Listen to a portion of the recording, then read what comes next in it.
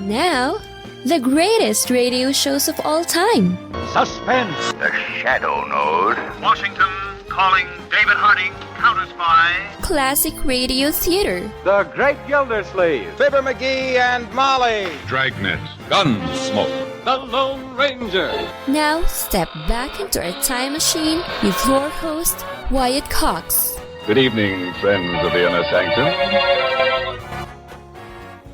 Comedy on this Sure Happy It's Thursday with episodes of Granby's Green Acres starring Gale Gordon and B. Benederet, The Adventures of Archie Andrews with Bob Hastings, the Paul Winchell-Jerry Mahoney Show.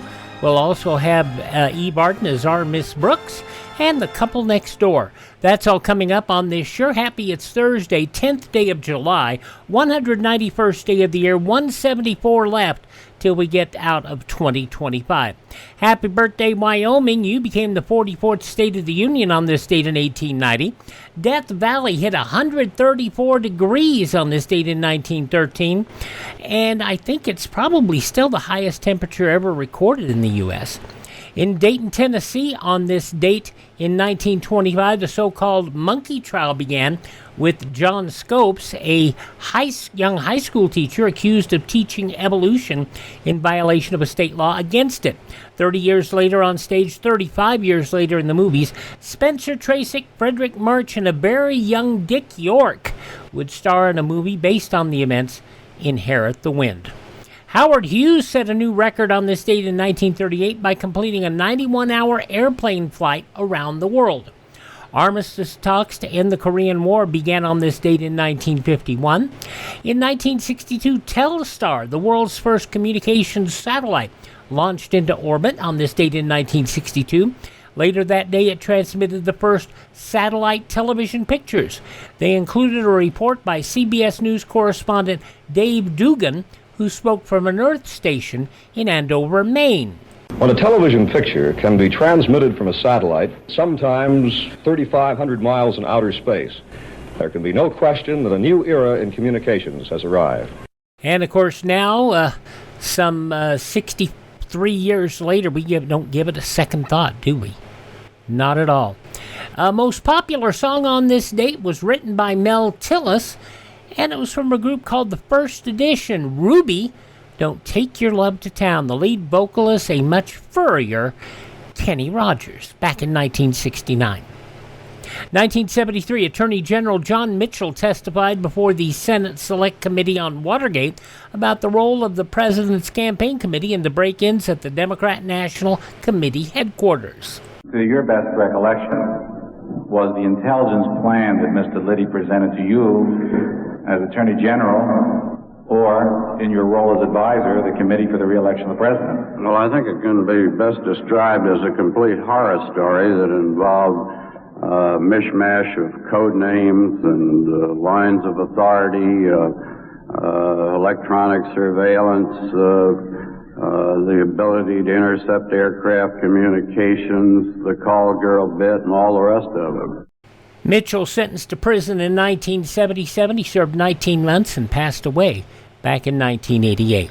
It was on this date in 1979, President Carter declared a national energy supply shortage.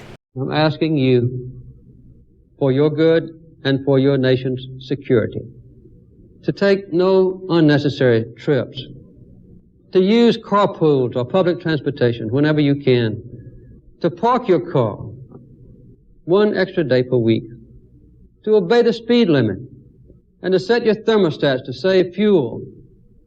Every act of energy conservation like this is more than just common sense. I tell you, it is an act of patriotism. A temperature limit of 78 in air-conditioned commercial, government, and most other public buildings ordered by the President in a proclamation signed at Camp David. The order also limited temperatures in those buildings to 65 the following winter. Coca-Cola announced on this date in 1985 it was bringing back the original Coke and calling it Coca-Cola Classic. To the millions of people who've made the new taste of Coke a success, thank you. And to the millions of people who love the classic taste of original Coca-Cola, who've called us and who've written, we'd like to say we hear you. We're bringing it back. The original taste of Coca-Cola returns as Coca-Cola Classic. Now, the reformulated new Coke, just 3 months old, would be phased out. Kind of like they phased out Tab. You remember Tab, the first diet soda? But actually, what some people called a massive blunder did something. It re-energized Coke drinkers, sales skyrocketed, Coca-Cola, the most popular soft drink in the United States. Passing away on this date in 1989, the man of 1,000 voices, Jack Benny, said there are only 5 real people in Hollywood. The rest of them are Mel Blanc. What's up, Doc? Go, I say, go away, boy, you bother me. Where are you, pigeon? I am looking for you. I call pudding cat. That's all, folks. The amazing voices of Mel Blanc, man of 1,000 voices, stilled on this date back in 1989 when he passed away in Los Angeles. It was on this date in 1991 Boris Yeltsin sworn in as Russia's first elected president. Великая Россия. Great Russia is rising from her knees. We will surely turn her into a prosperous, democratic, and peaceful state. Russia is being reborn. Yeltsin sworn in on this date in 1991. It was 20 years ago today, Hurricane Dennis slammed into the Florida Panhandle, causing billions of dollars in damages. It was 6 years ago today, the last Volkswagen Beetle rolled off the assembly line in Puebla, Mexico. Mel Blanc, as I mentioned, passed away on this date. Also passing away on this date, actor Omar Sharif and Arthur Fiedler, longtime conductor of the Boston Pops.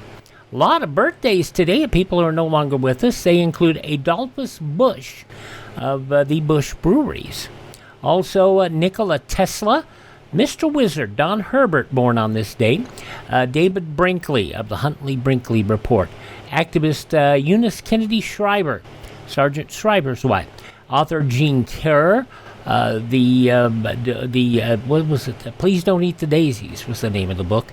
From the Waltons and Falcon Crest, Earl Hamner Jr., the author and writer and producer, born on this date. Pro wrestler Bobo Brazil, one of the first successful black athletes, and still didn't break through the color barrier, but he was successful. He was born on this date. Herman Munster and Carb 54, Where Are You? Fred Gwynn, born on this date as well. Johnny Yuma was the rebel, and Nick Adams played him on television. He was born on this date, Nick Adams was. Tennis player Arthur Ashe, who also broke through a color barrier. And Detective Harris and Barney Miller, Ron Glass. All those folks born on this date in history, and they have passed off of this mortal coil. Hi, this is Jeff Foxworthy. It is now time for the birthday announcements. The following people are now officially older than dirt. I don't know if you can still get anything you want at Alice's restaurant, but Arlo Guthrie, born on this date. Pop musician, My Life's in Jeopardy, Greg Kihn, who also does radio work too. Greg Kihn, 73 today. Rascal Flatts singer Gary Lavoie is 52. Modern Family star Sofia Vergara is 49. In Colombia, when you cook in honor of the departed, you have to scare death away from the food to protect the people that are going to eat it. In some countries, we scare the chef away from the food if they're bad. From Modern Family, Sofia Vergara, who also has been one of the judges on America's Got Talent. Sofia Vergara, 49 today. From Entourage, Adrian Grenier is 46, and singer Jessica Simpson, 42. Those are just a few of the people celebrating the 10th day of July as their birthday. If this happens to be your birthday, we baked you a birthday cake. If you get a tummy ache and you moan and groan and woe, don't forget we told you so. Happy birthday! Happy birthday! Make a wish, dear, and blow out the candles. Here they go.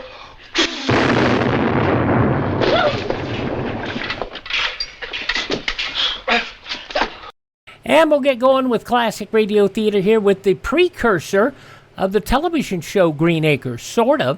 Granby's Green Acres, going back 75 years to July 10th, 1950, starring Gale Gordon and B. Benederet. That's up first.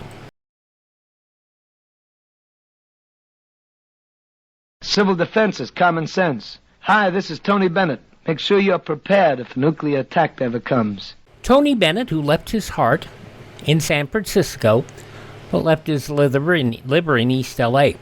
Okay, Granby's Green Acres. And I'll talk more about this in a bit. In essence, the show ended up being repurposed. And I'll talk about that once we listen to this episode of Granby's Green Acres, where Granby Plants a Crop, broadcast July 10th, 1950. That's 75 years ago today. Granby's Green Acres, starring Gale Gordon as John Granby. Oh, John Granby had a farm. With B. Benederet as Martha Granby. And on that farm he had a wife. Louise Erickson as Janice. With a daughter here? Harley Bayer as Ebb. And a hired hand there.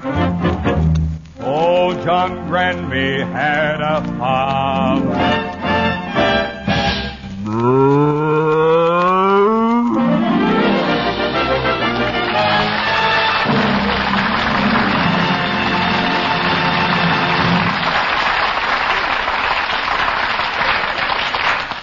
Now, Mr. Granby plants a crop.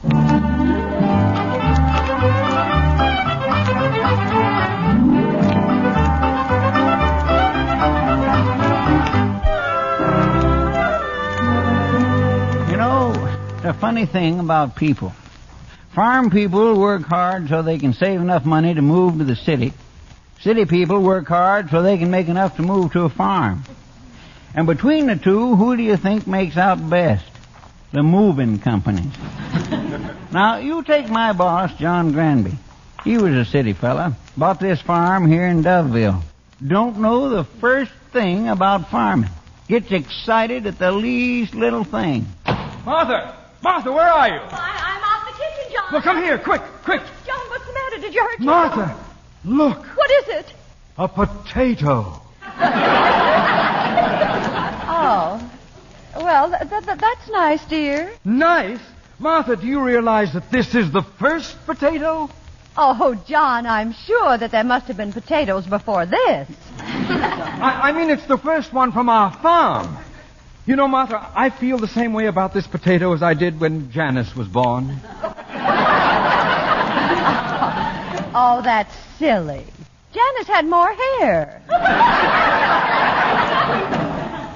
Martha, you just don't understand what this potato means to me. It's the first step to security.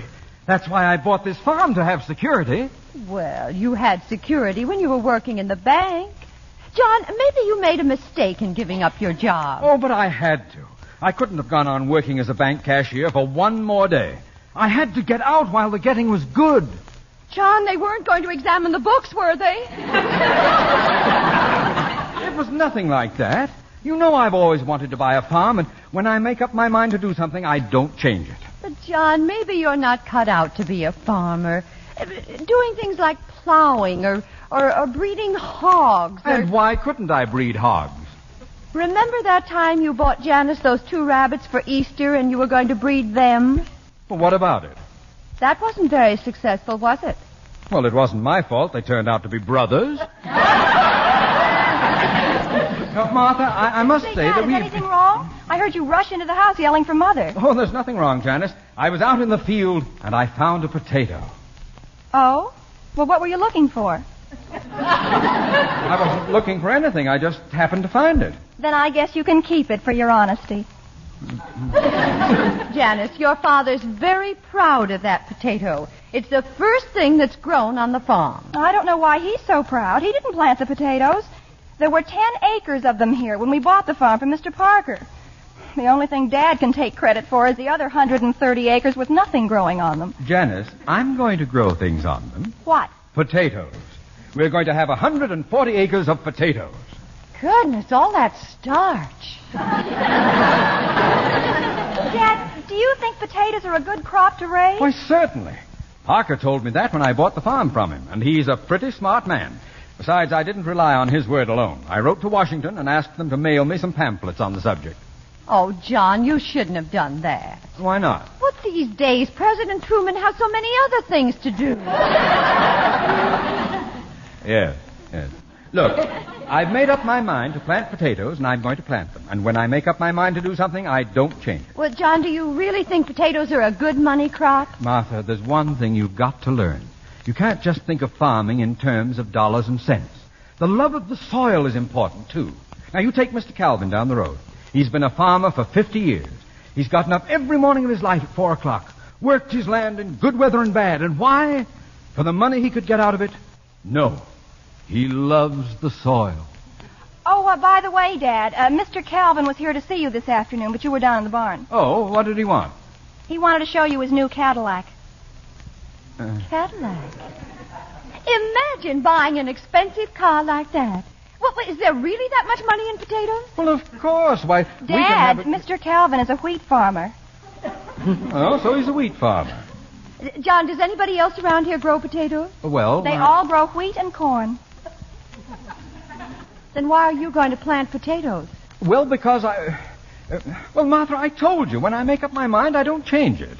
But, John, these other men have been farming around here for years. If they grow wheat and corn, there must be a reason. There is.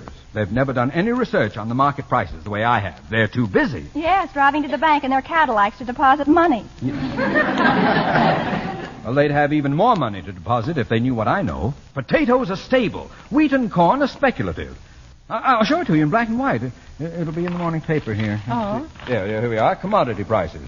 Trading on the Chicago grain market was very active today. Wheat and corn showed a strong upward trend. But what else does it say? Cadillac stock went up 4 points.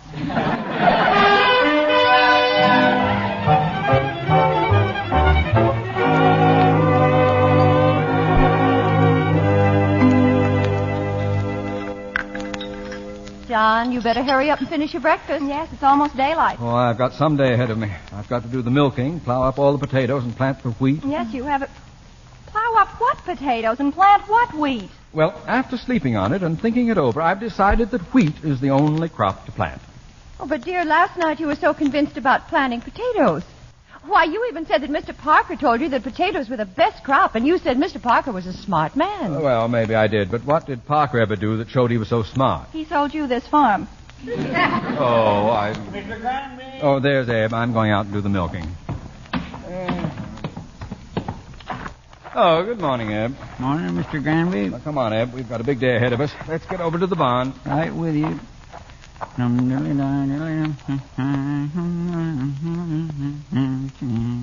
My foolish heart. Eb, open the barn door.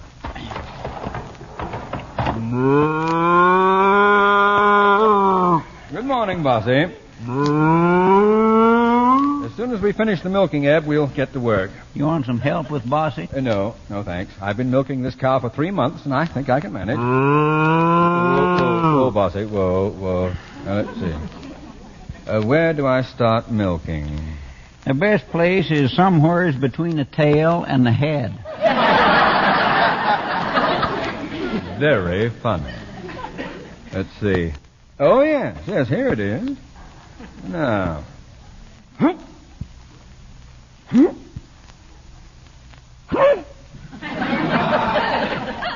She isn't contented. Mind if I make a suggestion? What? Use both hands. I am using both hands. Yeah, but not on one faucet. Oh, all right. Looks like you're holding on to a baseball bat. Leave me alone. I'll get started. Well!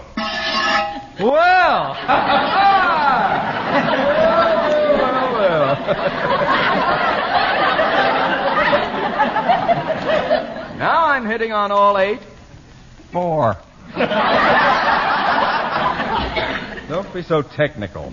Hey, but haven't you got anything else to do besides standing there and criticizing me? Well, I guess I could go and weed the potatoes. That won't be necessary anymore. Why, the weed's gonna stop growing? Of course not. You don't have to weed the potatoes because we're going to plow them under. Oh, the government paying you to do it? Nope. And you ain't learned much about farming. Yeah. Look, Ab. What are you gonna plant? 140 acres of wheat. Corn's better. I said wheat. My mind is made up. When I make up my mind... Okay. I'll be right with you, Bossy.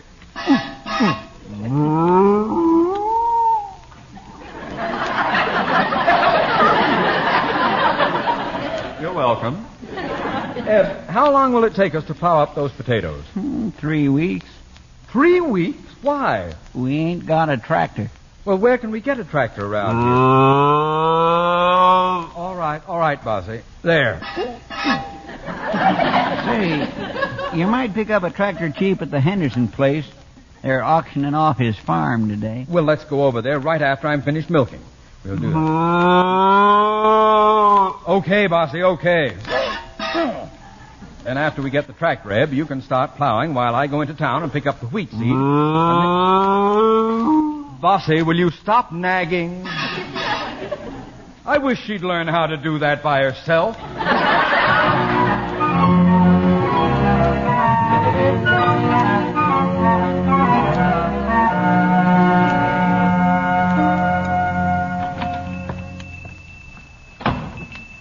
How do you do?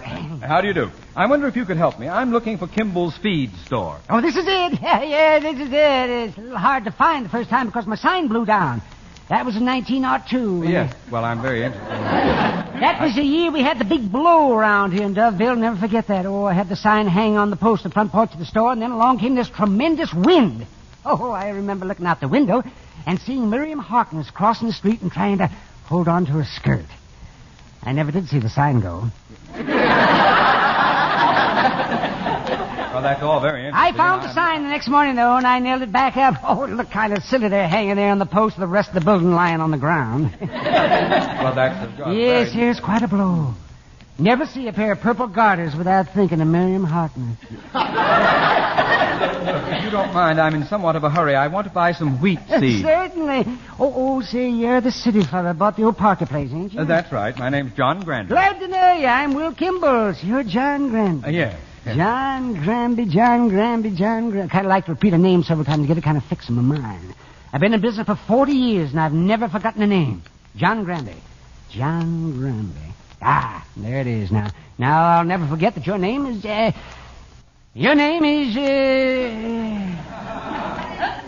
Kimball. Oh, yes, Mr. Kimball, yes. Now, what did you want? Some wheat seed, and my name is not Kimball. Oh, I know that. Kimball is my name. It's on the sign from the store. Oh, no. That blew down during the big wind of 19... Told me that story. Look, Mr. Kimball, I'd like to buy wheat seed so I can get it planted this afternoon. How much you figure you'll need? Well, I'm going to plow up my potatoes and plant my entire farm with wheat, so I'll need enough for 140 acres. Well, then you'll need about 40 tons. 40 tons. 40 tons? Can you break that down into 10-cent packages? No. I'll tell you what. I'll take a couple of bushels of seed with me now, and you can deliver the rest. Well, that's okay. It's quite a project you're undertaking now. Yes, but I think I can handle it. I bought a tractor today at Tom Henderson's auction. Oh, say, that was too bad about Tom Henderson losing his farm. You know, it's a terrible thing when a man has to sell all his belongings to pay his creditors. Oh, it certainly is. By the way, how did Henderson go broke? Well, it seems to me I heard that he planted the wrong crop. Oh, is that so? What did he plant? Wheat. Wheat? Yes, wheat. Now, I'll go and get your seed. What kind was it you said you wanted? Corn. It's going to be a good year for corn. Oh, you really think so? Oh, yes, I've sold a lot of corn. Everybody around here is planting corn. There's going to be an awful lot of corn. Oh, well, now, won't that bring the price down? Oh, probably. Well, I'll get your seed for you in a minute, Mr. Well, I'll have the seed for you in just a minute. Thanks. Everybody's planting corn. Huh? That means the market will be flooded with it.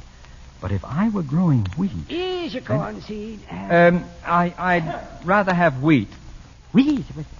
Didn't you say... Look, I came in here to buy wheat, and that's what I'm going to buy. Well, whatever you say, but I'll take this back and then get you wheat, Mr. Yeah, all right, fine. That's a good thing I'm not a man. Mr. Granby! Yeah, what is it? I just wanted to show you I never forget a name. Oh, good. Yes, sir, I'll plant wheat. It's a good thing I'm not the kind of man who gets panicky and is easily swayed. Let 'em all grow corn. But when there's a shortage of wheat, who'll have it? Me. Here's your wheat. Boy, those bags here are heavy. Well, well, I hope you have better luck than Tom Henderson. Oh, I never could understand him. He was a farmer for 30 years, and when everybody was growing corn, he thought he'd be smart and plant wheat. Did you say he was a farmer for 30 years? Yeah. Say, do you want me to help you out to your car with this wheat seed? No, thanks. I can manage it. Goodbye. So long.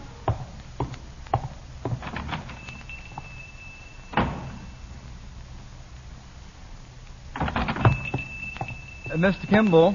Yes? Would you mind changing this wheat for corn?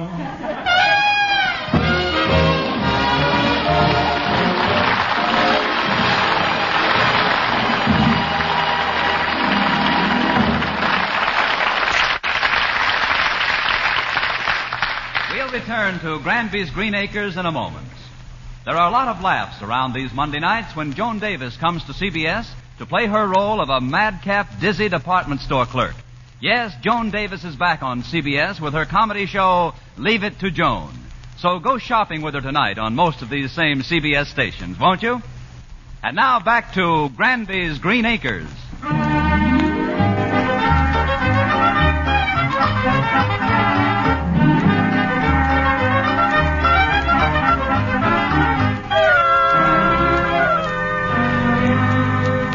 One thing about John Granby. When he makes up his mind, nothing can change it. When he made up his mind to leave his job at the bank, he left it. When he made up his mind to buy a farm, he bought it. And when he made up his mind to plant potatoes, did he plant wheat? No, sir, he planted corn. John, hold still. How can I rub your back with this liniment? Oh, be careful. I must have stooped over 10,000 times today planting those corn seeds in those furrows. We'll harrow them the first thing in the morning before the birds get to them. Well, does it feel any better if I rub it here? A little higher. That's... What's the matter? That was too high. Dad, is there anything I can do for you? Yes. Pour some hot water in this basin so I can soak my feet. Sure. Oh, that feels wonderful. Is there anything else you want me to do for you? Yes, take off my shoes. John, you shouldn't have tried to plant all the corn in one day. Well, it had to be done today because Martha, your hands are cold. I'm sorry. Oh, what a day Eb and I had. Oh, that poor old man. John, you shouldn't have worked him so hard. He's at least 20 years older than you. Oh, we were so busy it never occurred to me. Wonder how he is. Janice, why don't you run over to Eb's room and see? He's not home. Oh, where is he? He went to a square dance. A square dance? Why, that old fool ought to... Higher, Martha. She's massaging your head now. Lower, Martha. This will all be worth it. When I harvest the corn, I'll be sitting pretty. Higher or lower? Dad, yesterday you were just as sure about planting wheat. What made you change your mind? I didn't change my mind. I just made a different decision. Take my word for it, corn is the crop. Oh, well, dear, don't you think it's time we went to bed? In a minute, I want to get the weather report. Janice, will you turn on the radio? All right, Dad. But I hope the battery holds up.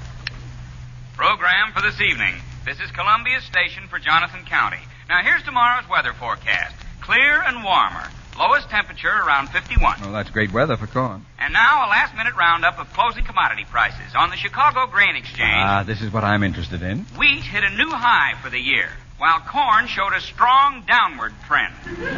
Shut it off. How do you like that? I wanted to plant wheat. Then why did you plant corn? You shouldn't have changed your mind. Janice, you know that when I make up my mind, I never change it. Do I? Well, do I? Please, let's not have these awkward pauses.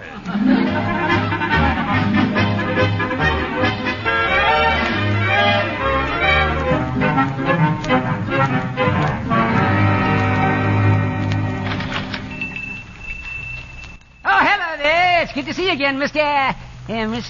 Once and for all, the name is Granby. Oh, I remember. Never forget a name. You know, I do it by association. What was I talking to you about the first time you came in here? The big wind you had in 1902. Exactly.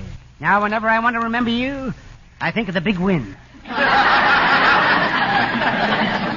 Kimball, I came in on business. Well, of course. What can I do for you, Mr. Wind? They were... See, I didn't forget that time. No. Mr. Kimball, I'd like to exchange the corn seed I bought from you yesterday. You didn't plant them? Oh, yes, I did. These were left over? No. Oh, did you find some in the barn? No. Then where'd you get these? I dug them up. I'd like to exchange them for wheat seed. Oh, then you've changed your mind. I never changed my mind. Well, Mr.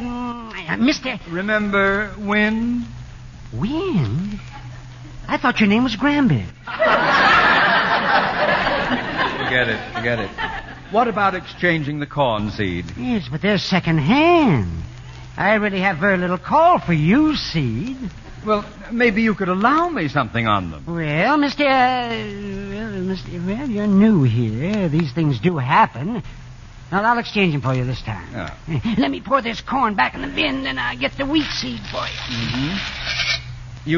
You'll notice, Mr. Kimball, that seed looks just like new. Yes, it does. It does. Didn't my wife do a good job of washing it? Did you say your wife washed the seed? Yes. Is there anything wrong? No, but next time... Yes? Tell her not to use so much starch.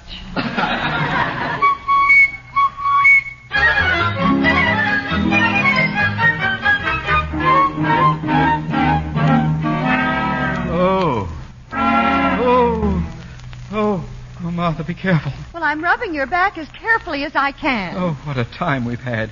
Picking up every one of those corn seeds and then planting wheat. Oh, you poor dear. You and Eb have worked awfully hard. Yes, I'll bet he didn't go to any square dance tonight. No. He's in a Charleston contest. Charleston? That's enough, Martha. All right. My back's beginning to feel better. It doesn't hurt me anymore. You won't have any trouble sleeping tonight. No, in fact, I'll probably sleep until it's time to harvest the wheat. Dad, I hate to bring this up, but doesn't wheat have to be weeded and cultivated? Well, let that Fred Astaire I've got for a hired hand do it. Turn on the radio. I want to hear the market reports. Program for this evening. This is Columbia Station for Jonathan County. Now, here's today's farm news. On the Chicago Grain Exchange today, corn rebounded upward from yesterday's low, while wheat dropped sharply.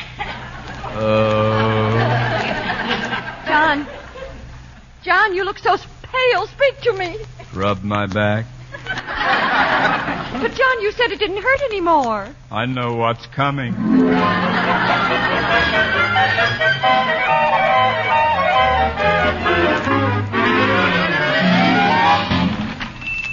Hello, Mr. Kimball. Oh, hello there, Mr.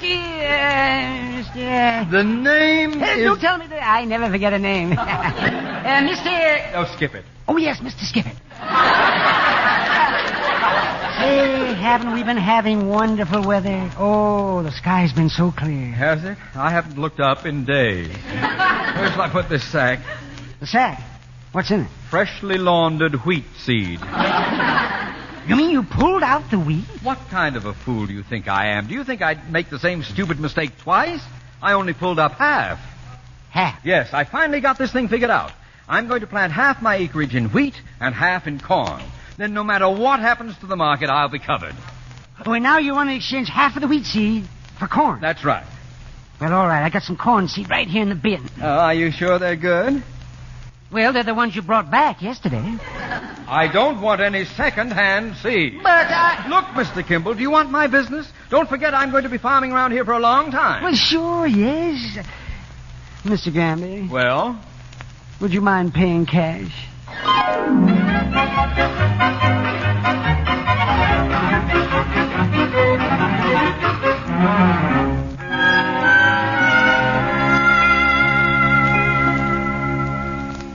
Well, now that I've got half the farm planted in wheat and half in corn, I'm through. You're not going to change your mind? I never change my mind. Just seeds. Well, I'm glad you finally settled your problem. Poor Eb, I'm afraid he wouldn't be able to take much more of this. I bet he didn't go dancing tonight. No. He went to the wrestling matches. Well, I'm glad he's being sensible and resting. He's not resting. He's wrestling. Just forget, Eb. Janice, turn on the radio. Are you sure you want me to? Why not? Tonight I haven't got a thing to worry about. I don't care what's up, corn or wheat. All right. And hogs remained about the same. And on the Chicago Grain Exchange today, corn was down. So what? Wheat was down. What? Soybeans up.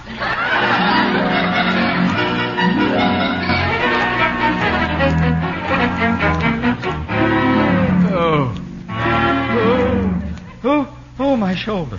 But, John, yesterday it was your back. Well, you use different muscles planting soybeans. How's Eb tonight? He went out again. He did? Oh, my goodness. Where'd he go? Square dancing? No. Charleston? No. Wrestling? No. Then where did he go? To a chiropractor. I knew the old fool was overdoing it. You two thought I couldn't take it. At least I didn't have to go to any chiropractor. The chiropractor's his cousin. He's playing tennis with him. Oh, my shoulder. I don't suppose you want to listen to the market reports tonight, do you, John? Why, of course I do. Turn on the radio, Janice. Okay. I don't care what's up tonight. Corn, wheat, or soybeans. I've got 'em all. We're about the same. And on the Chicago Grain Exchange today, Yeah? corn was down. Who cares? Wheat down. Good old soybean. Soybeans down. What? Oh, no. What's up? Red warbus. Yes, red warbus hit a 10-year high today. Oh, my goodness. John, what's the matter? Didn't you hear that? Red warbus hit a 10-year high. Dad, what in the world are red warbus? Potatoes!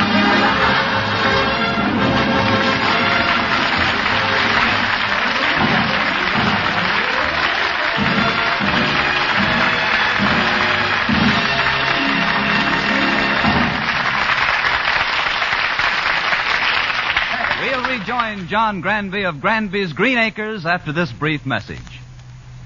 Ladies and gentlemen, the highest standard of living, highest wages, and the shortest hours. All this plus the time-honored guarantee of individual freedom. Where else would you find all these advantages but under our American economic system? It has brought more benefits to more people than any other system ever devised. Now back to Mr. John Granby. Oh, John Granby had a farm. Dad. Oh, yes, Janet? This kerosene lamp is ruining my eyes. When are you going to have electricity put into this place? We don't need electricity. But, John, we've got all those electrical appliances we brought from the city. It would make housework so much easier. Yes, and it would make farm work easier, too, Dad. Why, you could buy an electric milking machine. With a milking machine, there'd be no more to milking a cow than pressing a button. Pressing a button? Is that the way it's done, John? Yes. Well, that's funny. I always thought you had to pull something. Good night, Martha. Good night, John.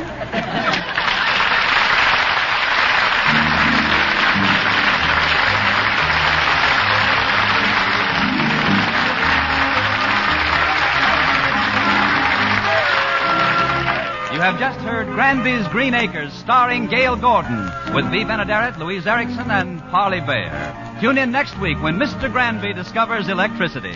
Granby's Green Acres was written by Jay Sommers and Jack Harvey, and was directed by Jay Sommers. Music was composed and conducted by Opie Cates.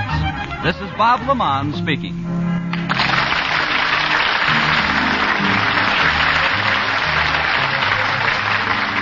Now stay tuned for Leave It to Joan, which follows immediately on most of these same CBS stations. This is CBS, where Mystery Theater fascinates you on Tuesday night. The Columbia Broadcasting System.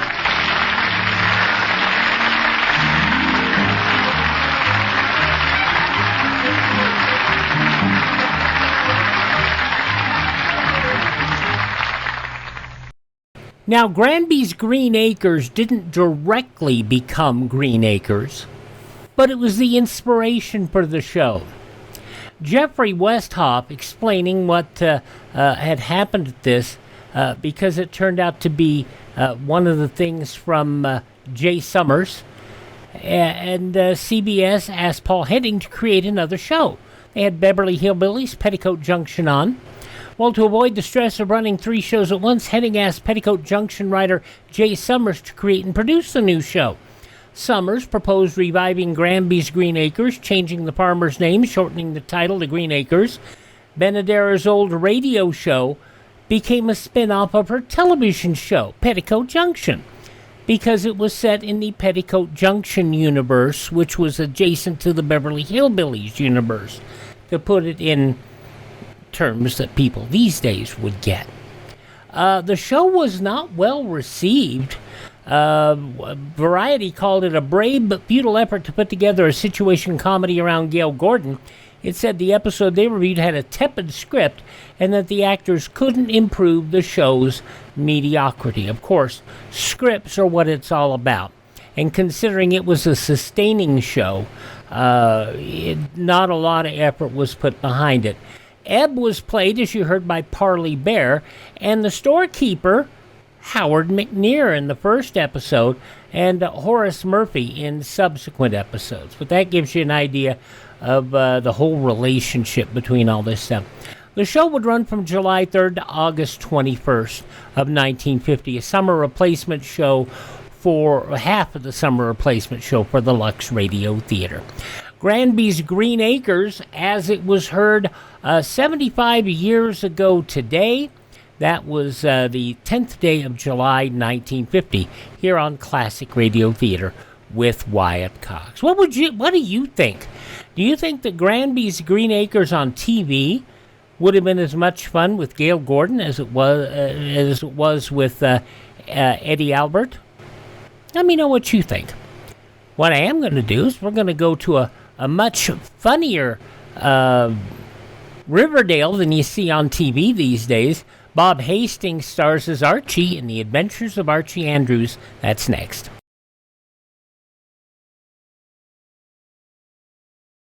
Civil defense is common sense. This is Fred McMurray. Home shelters can be built for as little as $100. Simple plans for building inexpensive home shelters are available free from your Civil Defense office. Ask for a copy of the Family Fallout Shelter booklet.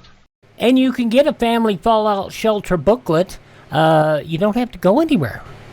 All you got to do is download it. The links are provided in the show notes here or over at classicradio.stream. Bob Hastings, who actually had a pretty good career in comedy, starring in The Adventures of Archie Andrews. This episode goes back 77 years to July 10th, 1948. Archie's going off on a date, but he's got some problems.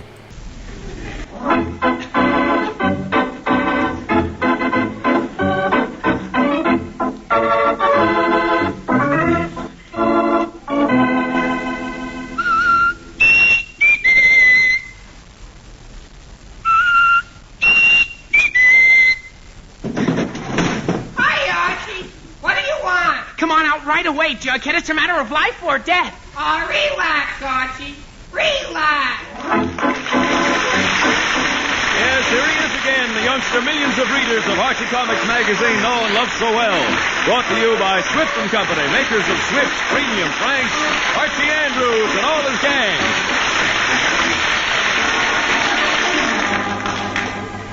Tender beef, juicy pork, known from the West Coast to New York. Swift's Premium Franks. Swift's Premium Franks.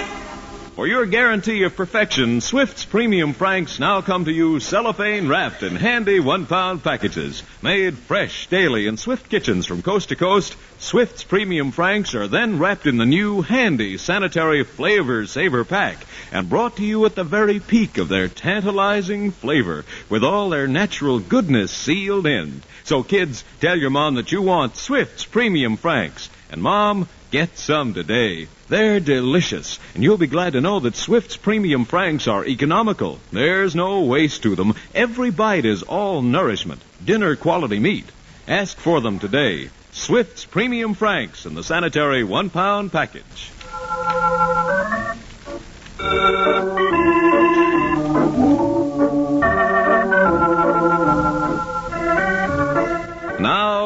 weekly visit to Riverdale. It's late Friday afternoon as we look in on the Andrews home, and we find Mr. Andrews just coming home after a hard day at the office. Hello? Fred, is that you? Yes, dear, it's me. Well, hello, dear. Well, How'd it go at the office today? oh, busy as ever, dear. Oh, I'm exhausted. Dinner ready? Almost. It's on the stove. Oh, all right, dear. Gee whiz, Dad, what are you doing home? Archie, inasmuch as I pay the bills around here, I felt that when I got through working today, it was my privilege to come home. Gee whiz, sure, Dad. I mean, what time is it that you're home? The same time I usually get home, 5:30. Mary. 5:30? Yes, Archie, 5:30.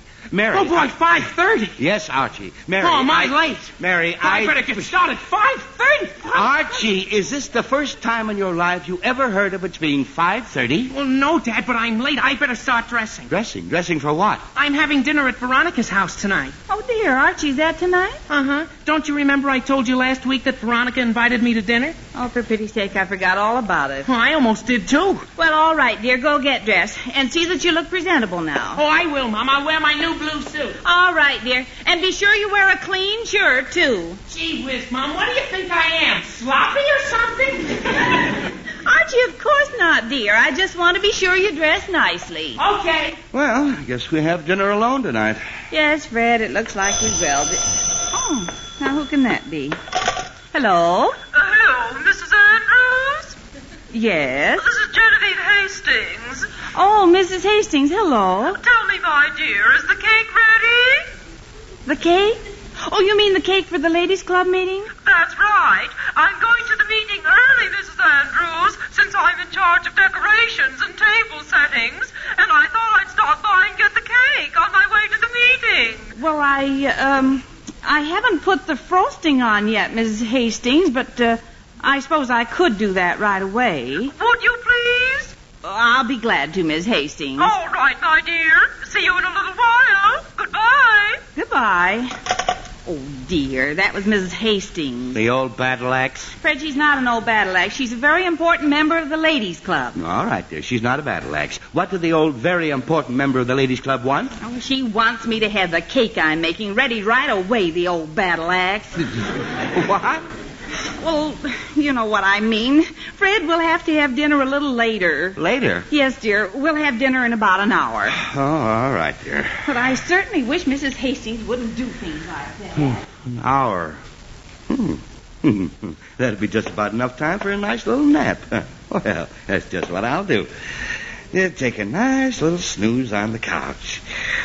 Oh, there, that's better. Come to think of it, maybe it's a good thing Mrs. Hastings called. Mom! Oh, great. Mom? Yeah? I can't find any socks. What? I haven't any socks. I still can't hear you. He said he hasn't any socks. Thanks, Dad. Archie, I just put a pair of socks in your drawer. Oh, okay, Mom. Oh, well, glad that's settled. Now maybe I can get... Mom? Oh, no. What now? You mean the yellow socks? What did you say? He said you mean the yellow socks? Yes, I do. What? Yes, Archie, she does. Oh, well, those have a hole in the toe.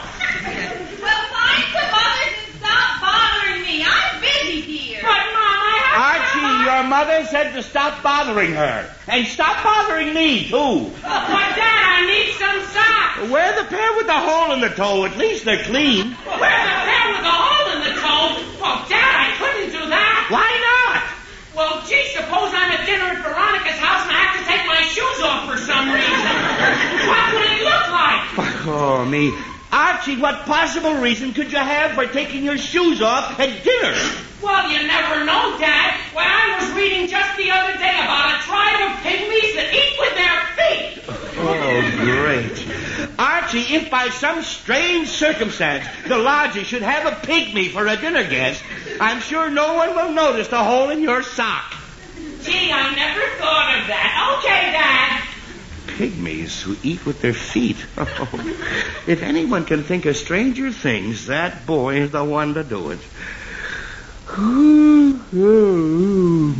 Maybe I can get some sleep now. Oh, Dad! Oh, great. Archie, what now? Can I borrow some garters? Some what? Some garters to hold my socks up. Archie, what happened to your garters? Well, I think they became a slingshot about a year ago. Oh, great. Well, Archie, the only garters I have are the ones I'm wearing. Well?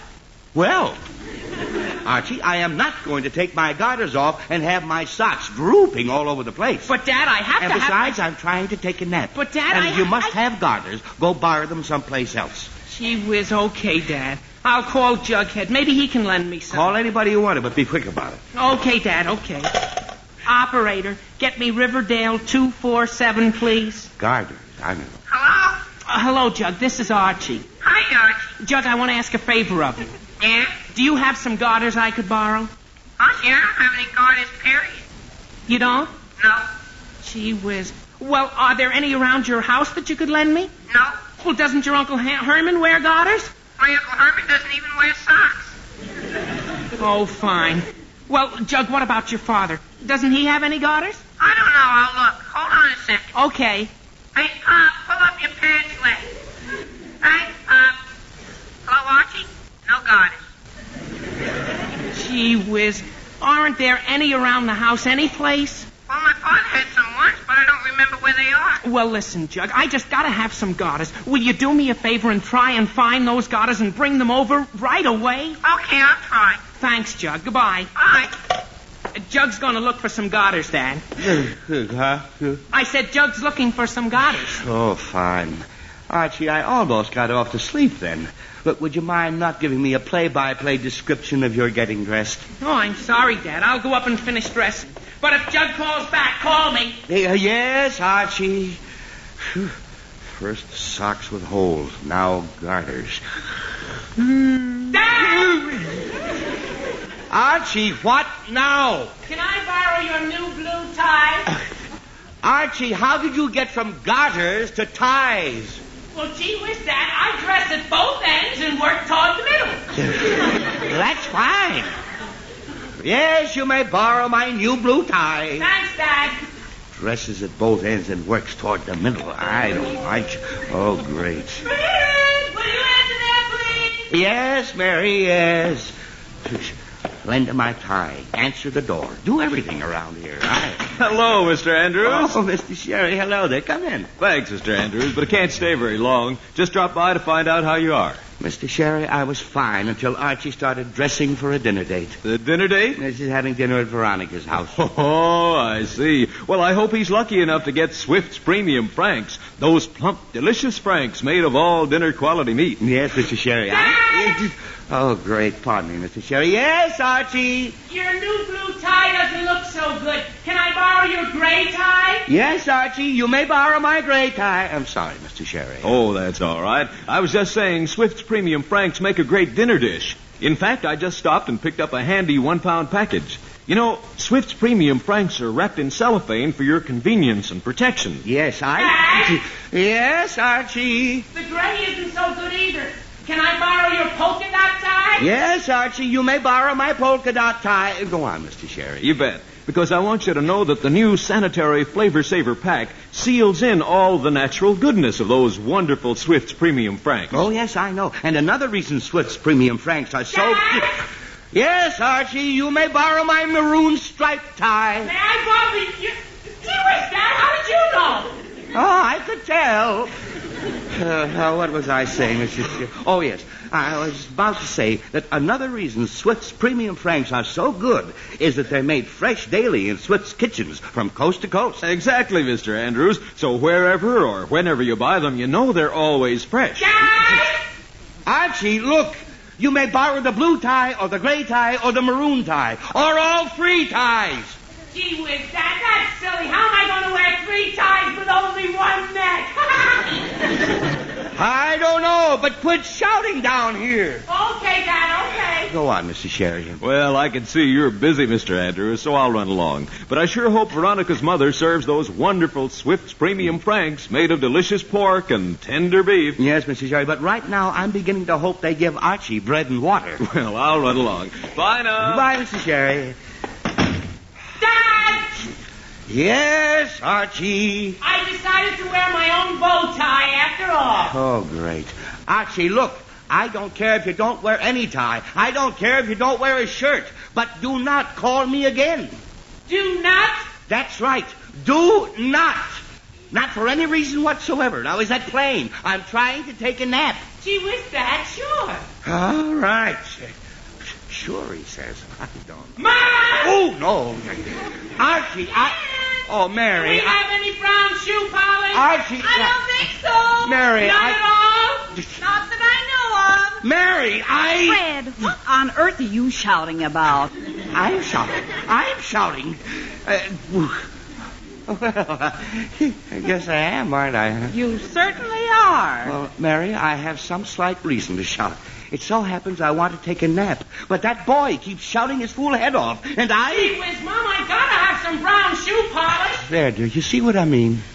Archie, we don't have any shoe polish, and stop that shouting. Your father's trying to take a nap. But, Mom, I don't want you to call me again, you hear? Gee whiz, a fine thing. Nobody lets me call them. All I want to do is get dressed, and what happens? Now, Archie, you're no too socks, big a... no garters, no shoe polish. All I try to do is find out where it is, and everybody tells me to be quiet. Archie, Oh, gee, a fine thing, a fine thing. Oh, for pity's sake. Archie, stop that wailing. I'll call Betty and see if she has some shoe polish. Gee, you will? Show me. Yes, I will. Okay, Mom. Operator, get me Riverdale 674, please. But it's high time you were able to dress yourself. No, not you, operator. Gee whiz, Mom, I can dress myself, but I can't go to dinner at Veronica's house without socks and without garters and without shoes, can I? Archie, at this stage, I don't care if you never go to Veronica's. Hello? Oh, hello, Betty? Yes? This is Mrs. Andrews. Oh, hello, Mrs. Andrews. Betty, do you have some brown shoe polish we could borrow? Oh, sure, Mrs. Andrews. Well, honey, could you possibly bring it over? I'm too busy to come and get it right now. Oh, sure, Mrs. Andrews. I'll be right there. Oh, thanks ever so much, dear. Bye. Bye. All right, Archie. Betty's bringing over your shoe polish. Now, are you happy? Oh, gee, sure, Mom. Thanks a lot. All right. Now, perhaps you can get dressed without any more trouble. Sure, Mom. I won't make another sound. Good. And, Fred, please try to handle these things yourself. I've got to finish that cake. Handle these things myself? Mary, haven't time to discuss it. Oh, great. All I want to do is take a little nap. My son keeps waking me up. My wife bawls me out. Fine thing. Well, maybe everything's settled now, and I can get to sleep. Oh, no, I never seen it fail. Oh, every time I lie down for 2 seconds, either a doorbell or a phone bell or Archie sounds off. Oh, good grief, Jughead. Who'd you expect? Acres O'Reilly? No, Jughead. I did not expect Acres O'Reilly, and I had forgotten you were coming over. Come on in. I bought Archie some garters. Good. I couldn't find my father's, so I bought my mother's. Jug, you didn't. Sure. I had some job finding even those. For a while, it looked like I'd have to bring him my mother's girdle. I didn't think it would fit, though. No, Jughead, I don't think it would fit. And even if it did fit, I don't think Archie would care to wear your mother's girdle. Why not? It holds her stockings up. Jughead, look. I do not care to discuss your mother's underwear. I suppose you just take those garters up to Archie like a good fella, huh? Oh, okay, Mr. Andrews. Hey, Archie! His mother's garters and her girdle. That Jughead, how his parents stand him, I'll never know. Oh, now maybe I can lie down for... Oh, no. Mary! Well? Never mind, dear, never mind. So, you should have known I'd have to answer the door myself in the first place. Hello, Mr. Andrews. I brought the shoe polish. What shoe polish? The shoe polish Mrs. Andrews wanted. Oh, that. It's for Archie. I'll give it to him. Oh, all right, Mr. Andrews. Here you are. Thank you. You're welcome. Oh, but Mr. Andrews. Yes. It's liquid polish, you know. Liquid? Uh-huh. It's not the ordinary kind. Oh, all right, Betty. Thanks a lot. You're welcome. Oh, but Mr. Andrews. Yeah? Does Archie know how to use liquid polish? Probably not, but he'll find out. Well, maybe I'd better tell you how to use it. All right, Betty. You tell me how to use it. Well, first you put just a light coat of it on with the little brush in the bottle. Oh, yeah, I'd like coat. And then you wait a few minutes till it's almost dry. Almost dry. But don't let it dry completely. Not dry completely. And then you polish with the soft cloth. Polish with a soft cloth. All right, Betty. I'll tell Oh, but that's not all, Mr. Andrews. It isn't? No, you have to give it a second coat. Second coat. Uh-huh. And this time you put it on real thick. Real thick. Uh-huh. And this time you wait a long time. Long time. Till it's real dry. Real dry. Be sure it isn't still wet. Mustn't still be wet. Then you polish it very hard. Very hard. Very hard. Very hard. Very, very hard. Yes, I get the idea. Until you get a real glossy shine. That's all there is to it. That's all there is to it. Betty, tell me, is this polish a new invention? Oh, sure. It's a big improvement over old shoe polish. Oh, Betty, they improve it anymore. People will start going barefooted. Oh, Mr. Andrews, you're a terrible tease. Oh, yes, I do. Fine. All right, Betty, and thanks a lot. Oh, you're welcome, Mr. Andrews. Bye now. Bye, Betty. Bye. New invention. Fine thing. Well, here we go again. Archie! Yes, Dad? Betty just brought over some shoe polish for you. Gee whiz, Dad, I just found our shoe polish. Oh, good. Found what? Our polish. Oh, no. Archie, why must you... Fred, what are you shouting about now? Not a thing, dear. Not a thing. Oh, how do I get into these things? Betty gives me a full and complete history of the fine art of shoe shining in a modern manner when I find out that Archie has the polish all the time. Oh, no. Oh, by George, this time I am not getting up off this couch for anything. Not for doors or phones or Archie or Jughead or the King of England.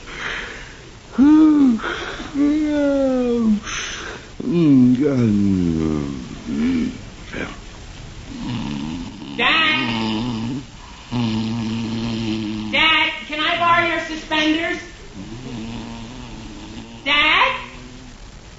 Gee whiz, Jug, go down and see where my father went to. Okay. And if he's there, tell him I can't wear a belt because these pants are too long, and does he have some suspenders I can borrow? Okay, Archie, I'll tell him. Mr. Andrews. Mr. Andrews, are you sleeping? Gee, I guess you are. Hey, Archie! Yeah? Your father's fast asleep. Gee whiz, he is? He sure is. Oh, gee whiz, he would go and fall asleep just when I gotta ask him something. Yeah. Shall I wake him up? No, Jug, don't do that. Golly, if we wake him now, he'll be so mad he won't even let me go out. Hey, Jug, I bet we can take my dad's suspenders off without even waking him. Oh, but Archie, Jug, I'm sure he'd lend them to me if he were awake, and I'm sure he'll appreciate the fact that we didn't disturb him. Well, maybe. Sure he will. Now, come on. You hold his vest up while I unbutton his suspenders. Okay, Archie, but I still don't think... Jug, quiet. Now, first I'll get the buttons on this side. Careful, you don't wake him. I am. There. Now I gotta get the other side. Careful, Archie. I am. There, I got that side. Now, Jug, the problem is how to get them unbuttoned and back. I'll roll them over. Jug, no! That'd wake him sure as anything. Well, what are you gonna do? Well, maybe I can slip my arm underneath and open the buttons that way. And then we can just pull the suspenders out from under him. Oh, boy. Better be careful, Archie. I am. Now, nice and easy, I slip my arm underneath him. And get my hand on the suspender button. There.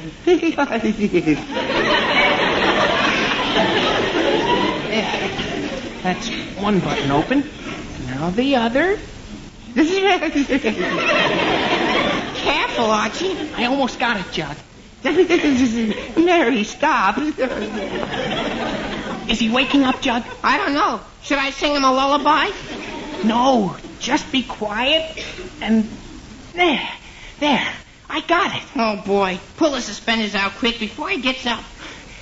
There, I got it. At last. It would have been easy to go down to the corner and buy a pair. Jug, what's the sense of buying a pair? You know I only wear suspenders once in a great while.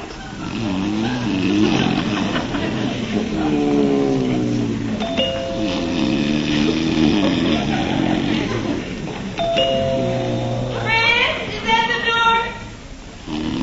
Fred? Fred Andrews! Did you call me, Mary? Yes, answer the door, please. I'm busy. Oh, the door. All right, dear. I don't know why I have to... Oh, good grief. My pants are falling. Ooh, there, I got them. How in the dickens could that happen? Fred, will you please answer that door? My hands are full. Mary, my hands are full, too. Well, I'll answer the darn thing somehow. I'd still like to know whatever happened to my suspenders. Oh, well, Betty. Mr. Andrews, I'm surprised at you. Yes, I'm surprised at myself. I'm sure I was wearing suspenders, but now... Suspenders? Who's talking about suspenders?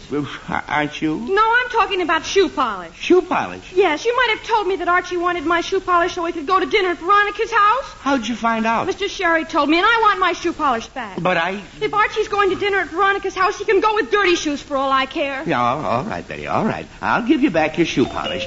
Oh, fine. Just a minute, Betty, while I see who that is. Good evening, Mr. Andrews. Oh, Mrs. Hastings. Hello. Forgive me if I don't shake hands with you. I kind of have my hands full. Oh, quite all right, Mr. Andrews. I'm a little late for the ladies' club. Is your wife here? Oh, yes, Mrs. Hastings. Well, Fred, how do you like this cake? Oh, Mrs. Hastings, when did you get here? Just a moment ago, my dear. Oh, is that the cake? Yes, I just finished it. Fred, hold this cake while I take Mrs. Hastings' coat. Oh, but Mary... Here, dear. No, Mary. Fred, no, take no, this no, cake. No, Mary, you don't understand. Fred, stop being rude in front of Mrs. Hastings and hold this cake and don't drop it. All right, Mary, you asked for this. Hand me the cake. What? Oh. Fred! Golly! Fred, pull up your pants. Mary, how What can happened? I with a cake? Oh, No, Archie, nothing He happened. was pretty undershort. Chuck, never mind. Why you were holding up your pants? Betty, I've never been so embarrassed. Mrs. Hastings, I couldn't. Mary, shut him. Mary, quiet. I don't know. Quiet. Quiet. Such skinny legs. That's better. Now listen to me, all of you. This nonsense has gone far enough. Too far, in fact. Yes, Mr. Andrews. Yes, dear. Yes, Dad. So have your pants. Jug, be quiet. Half an hour ago, I started to take a nap on the living room couch. Now, is there anything wrong with that? No, dear. No, Dad. Prettiest undershorts I ever saw. Jughead, I said be quiet. But what happens? Archie's busy dressing. Mary's busy making a cake. Everybody yelling. Everybody ringing. Nobody paying any attention to me. You've got the spotlight now. Jughead. Okay. Now, Mrs. Hastings, I apologize for this whole thing. Believe me, I am as embarrassed as you are, and I have as little idea how it's happened, but I'm going to find out right now. Archie. Yes, Dad? Do you by any chance know what happened to my suspenders? Yes, Dad. Well, what? Well, you said I shouldn't disturb you, Dad, and so I kind of took your suspenders off you while you were sleeping. I thought so. Archie, of all the fools... Fred, don't make a scene now. Archie meant no harm. He didn't know you'd be answering the door. I came in with the cake, not knowing you didn't have any suspenders, and the whole thing was just a comedy of errors. Well, I suppose so. Besides, Archie's dressed now. I finished the cake. Mrs. Hastings can take you to the ladies' club, and you... Well, you can eat your dinner wearing a belt, I'm sure. Well... And really, Mr. Andrews, I understand. In fact, I wasn't embarrassed. Just a little, startled, shall we say? There, Fred. You see, everything's all right after all. Well, I suppose so. But there is one thing I want to say to Archie. Yes, Dad? If you're going to Veronica's house for dinner, please go. Okay, Dad. Gee, now who can that be? Hello, Archie. Veronica! What are you doing here? Just driving by, and I thought I'd stop in. Just driving by? But, Veronica, what about our dinner date? Dinner date? Why, Archie, that isn't until tomorrow night. Tomorrow night?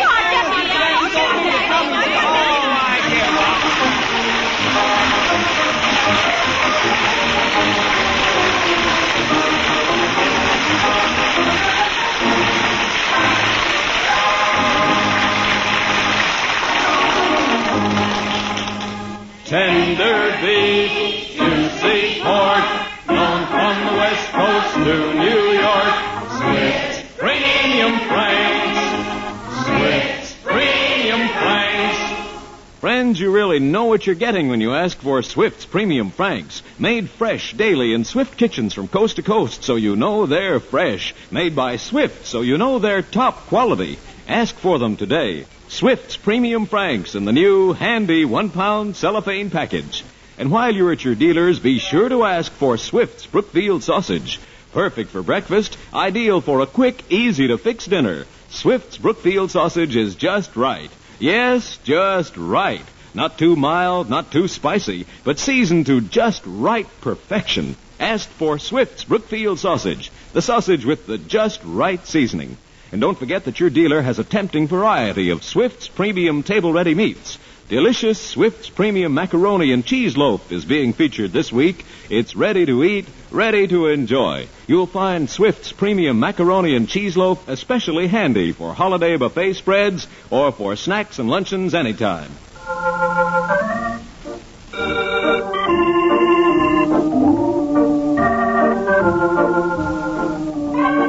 And now, back to the Andrews. It's half an hour later. Things have quieted down, and Mr. and Mrs. Andrews are just sitting down to dinner with Archie. Mary, would you pass the bread, please? Yes, dear. Oh, dear. Archie, go see who's at the door, please. Okay, Mom, I'll get it. Let's wait till Archie gets back, dear. Yes, dear. If we waited so long for dinner now, one more minute won't matter. Now, Fred, let's just forget the whole thing. It's over and done with. Yes, indeed, dear. I'm glad to forget it. Oh, Mom. Yes, dear. Who was that at the door? Pinky Schultz. Pinky? What was he doing here? Is doing here, Mom. I forgot to tell you. I invited him to our house for dinner tonight. Oh, no!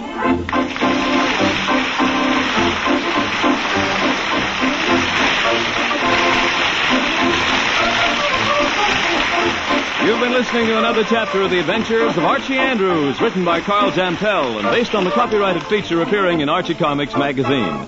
Archie is played by Bob Hastings, Jughead by Harlan Stone. Mom and Dad Andrews are played by Alice Uhrman and Arthur Cole. Veronica and Betty by Gloria Mann and Rosemary Rice. Mrs. Hastings was Joan Shea. This program is produced and directed by Kenneth McGregor. Listen next Saturday when Swift & Company, makers of Swift's Premium Franks, brings you more of the merry adventures of Archie Andrews. This is Bob Sherry wishing you all a very pleasant weekend. So long. Swift & Company invites you to stay tuned for Meet the Meeks, which will be heard immediately over most of these stations.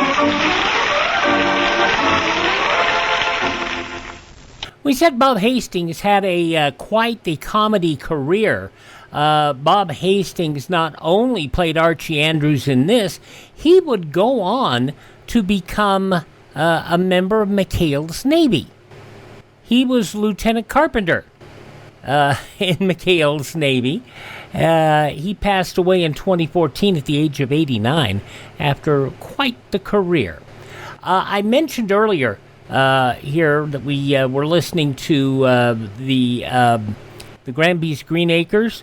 It was the summer replacement for Lux Radio Theater. It was half of it. Before that, you had an episode of a show called Too Many Cooks, which was a summer series starring Hal March about one of those huge families. Yeah, that ran a few weeks as well. But that was the other half of the Lux Radio Theater slot during that time. Now, let's take a quick look at what's coming up the days ahead here on Classic Radio Theater with Wyatt Cox. Our Friday show will have 2 one-hour shows and the couple next door to cap it all off. Chase and Sanborn Hour, Edgar Bergen, Charlie McCarthy, and the whole crew, along with their guest, who is Gladys George, an actress. We'll have the Mercury Theater on the Air presentation of Dracula.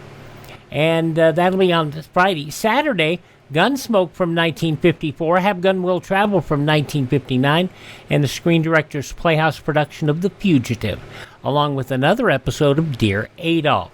And then on Sunday, we'll have a 1946 episode of Archie Andrews, the CBS Radio Workshop production of a really cute show, the case of the white kitten.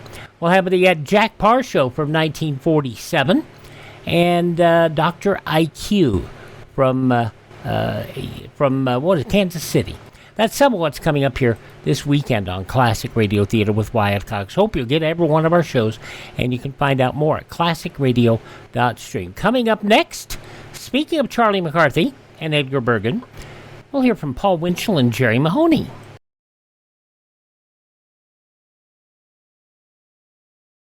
Civil defense is common sense. This is Howard Duff with this reminder. 640 and 1240. These are the Conelrad frequencies during a national emergency. 640 and 1240 on your regular radio will be your only official means of receiving vital information. Remember, 640 and 1240. In case you don't remember, Paul Winchell is a ventriloquist. Jerry Mahoney was his primary dummy. And you're going to hear that today on the radio. From 1944, 81 years ago, Paul Winchell and Jerry Mahoney, and it's a birthday. The Paul Winchell-Jerry Mahoney Show.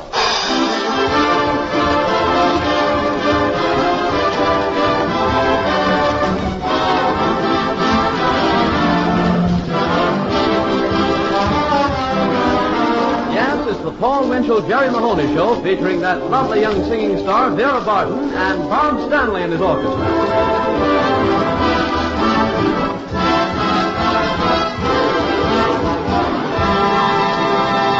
And here is that talented young ventriloquist, Paul Winchell, and his little wooden dummy pal, Jerry Mahoney.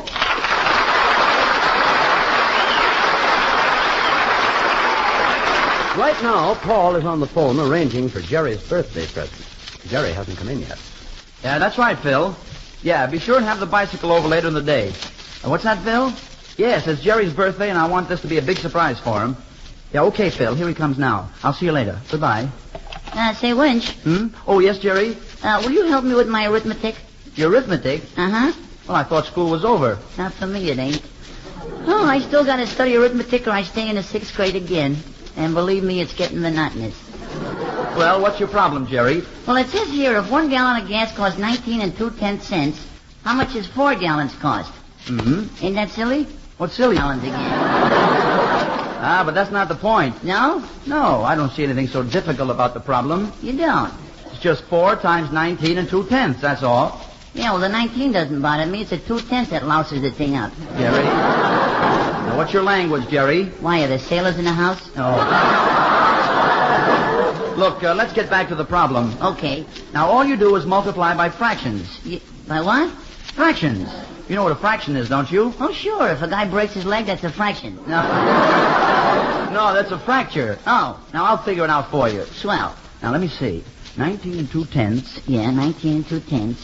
I'm a little rusty in my fractions. It's a bad place to get rusty. Well, now, let's see. 19 2/10. We all know that 2 tens is 20, so we take the 20 and add it to the 19. We do. Now, 20 and 19 is 39. Now we'll divide the 39 by 4 gallons. You divide it? Now, 4 goes into 39. Let me see. 4 into 39. You see, you can't do it. We'll have to make it 40 instead. What are you doing, raising the price of gas already? There's a ceiling, you know. Be quiet, Jerry. I'm trying to help you. Now, let's see. How many quarts are there in a gallon? What's that got to do with it? Let me see. Now, there are 16 ounces in a pound. Yeah, but they don't sell gas by the pound. Jerry, on second thought, I don't think it'd be fair to the other children for me to do your problems for you. Uh-huh. You've got to learn to figure these things out for yourself, the way I always did. Nobody ever helped me with my arithmetic. Winch, is this the way you've been figuring out my problems for me all year? Why, certainly. No wonder I flunked arithmetic.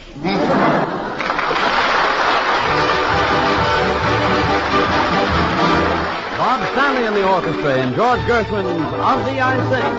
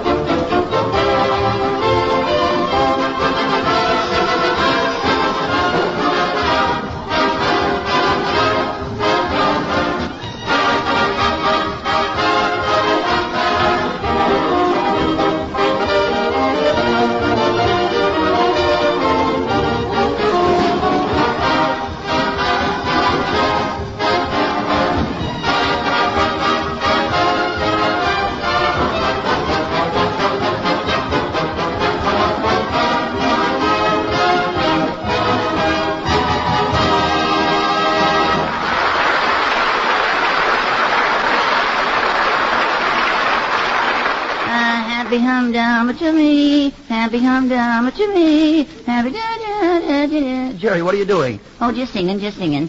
Do you happen to know the day today is, Winchell? Sure. Today is July 10th. Very good, very good. Well, the person who is nearest and dearest to you was born today. Oh, you're wrong, Jerry. Today isn't my birthday. Today... Well, you're sharp as a wet tea bag tonight. Look, Winch, someone standing beside you was born today. Oh, you mean the stork brought a package? The stork brings packages these days, too? Of course. Parcel post must be really up against it. Now, Winch, concentrate hard. Okay. If I was born today, what day is it? Now, don't tell me. All these years people call me the dummy, eh? I've got it. It's your birthday. Sometimes I wish John Kiernan was a ventriloquist. Correct. Well, I didn't forget your birthday, Jerry. You didn't? And you know the type of presents I give. Yes, I do. Knowing how extravagant I am, what do you think I'd give you? A bag of peanuts. Jerry, I'm going all out on your present. You mean you're having them salted? No. I mean I have a wonderful surprise for you. You have? Just because you've been so well behaved lately. Oh, because I've been so well behaved. That's right. Now, because you've made such a fine record. Could I have the surprise now, please? Why now? Well, you know how easily records get broken. Say, I wonder who that could be. Maybe that's my surprise. Good day, Mr. Winchell. I hate to take advantage of our being neighbors, but may I correct? Sure. Pull up a pail and sit down.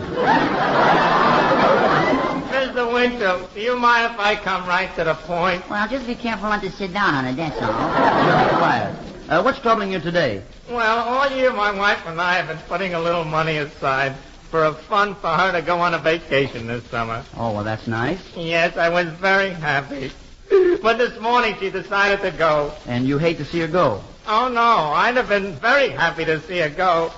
Only... Only what? Only you know how high living expenses have been lately and taxes. And the horses haven't been running so good. Oh, I get it, Winch. The fund has shrunk. That's right, Jerry. Well, just how far has the fund shrunk? Mr. Winchell, it's shrunk right out of existence. Well, does your wife know this? She found it out this morning, and now she's left me. Well, what do you want us to do about it? Well, I was wondering if you knew the name of a good detective to look for her. Well, let me see. There's Detective O'Brien. Oh, no, he won't do. The last time I hired him to look for my wife, he found her right away. Hey, listen, what's the matter with Officer Monahan? Well, Jerry, Monahan's so absent-minded he'd forget who he was looking for. Oh, that's just the man I want. Where can I get in touch with him? Yeah, but he'll never find your wife in a million years. Well, that ought to be long enough. I'm afraid I don't understand. If you don't want your wife to come back, why are you hiring a detective to go look for her? Well, I'll tell you, Mr. Winchell. She always comes back anyhow. And I'd rather have a detective bring her back than I have her come back alone. Oh, I see. To protect her till she gets home. No, to protect me when she gets home. Well, I gotta go see Officer Monahan now. Goodbye. So long. Good luck.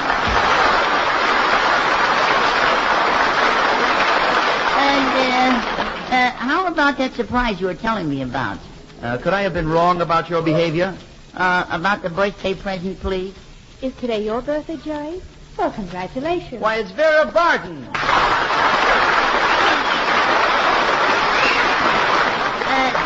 Thank you for the congratulations, Vera. Oh, that's all right. Say, Jerry, do you know anything about the chewing gum on the couch last night? The chewing gum couch? My sailor and I found it when we sat down.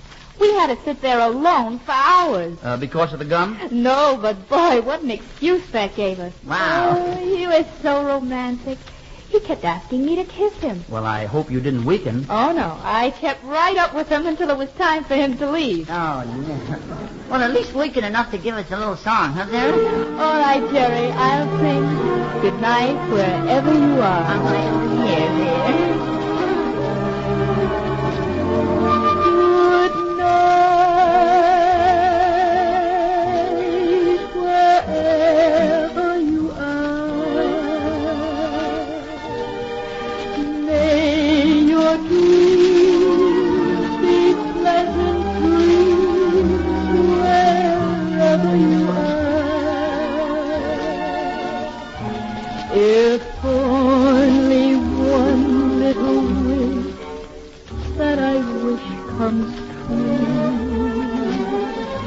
I know that the angels will watch over you. Good night, wherever you are. I'll be with you, dear, no matter how near or far. With all my heart, I pray everything's alright. Wherever you are, good night.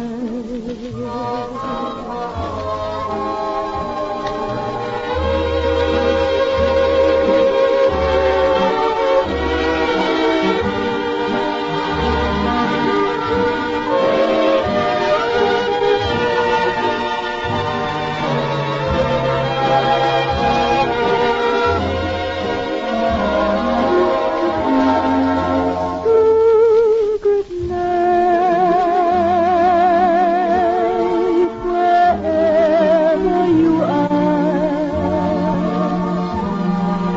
I'll be with you, dear, no matter how near or far. With all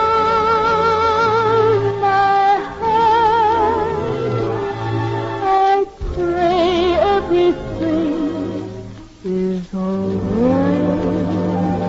Wherever you are, good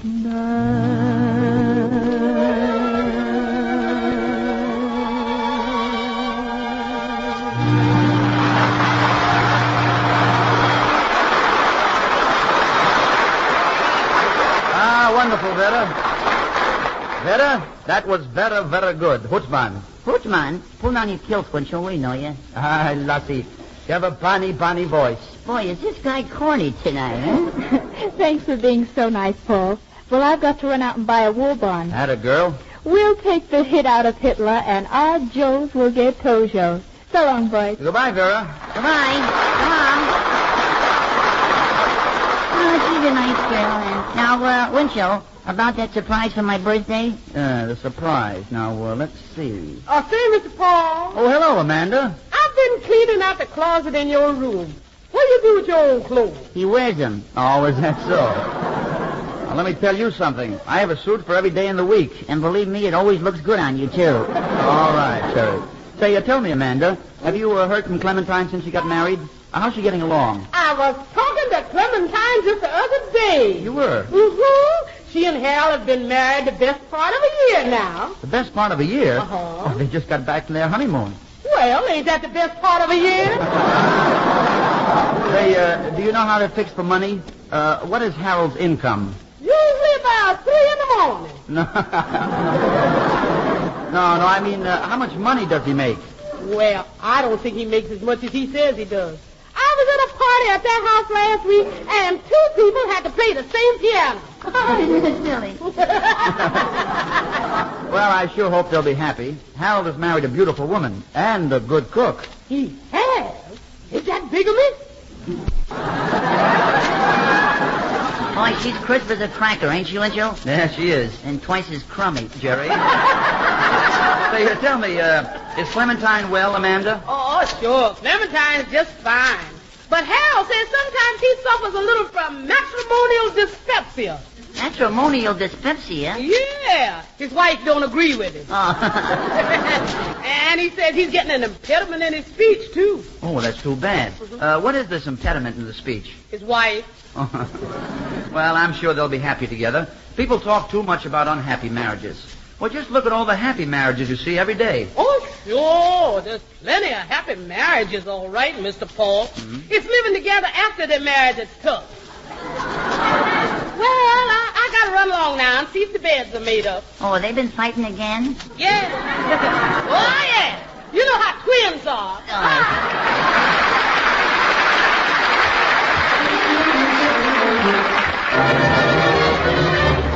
The rhythm of the rumba. Bob Stanley and the orchestra play Tupinamba.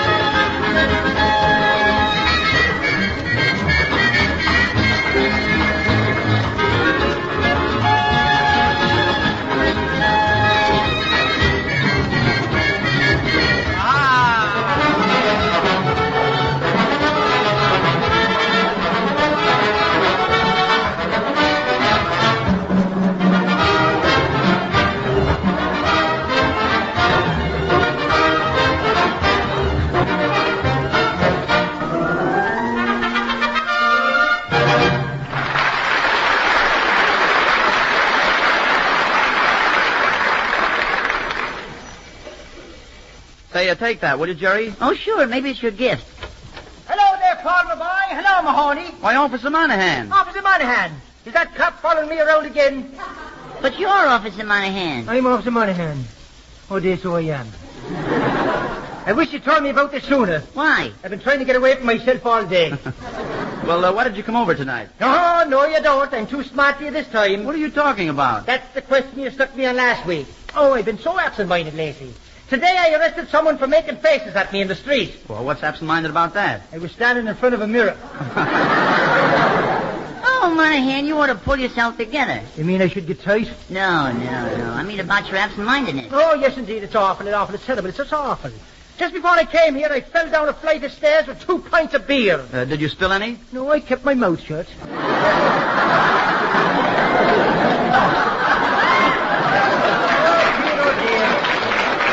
You know, it's my wife, though. I can't seem to use my head when she's around. Why not? Well, she usually gets first crack at it.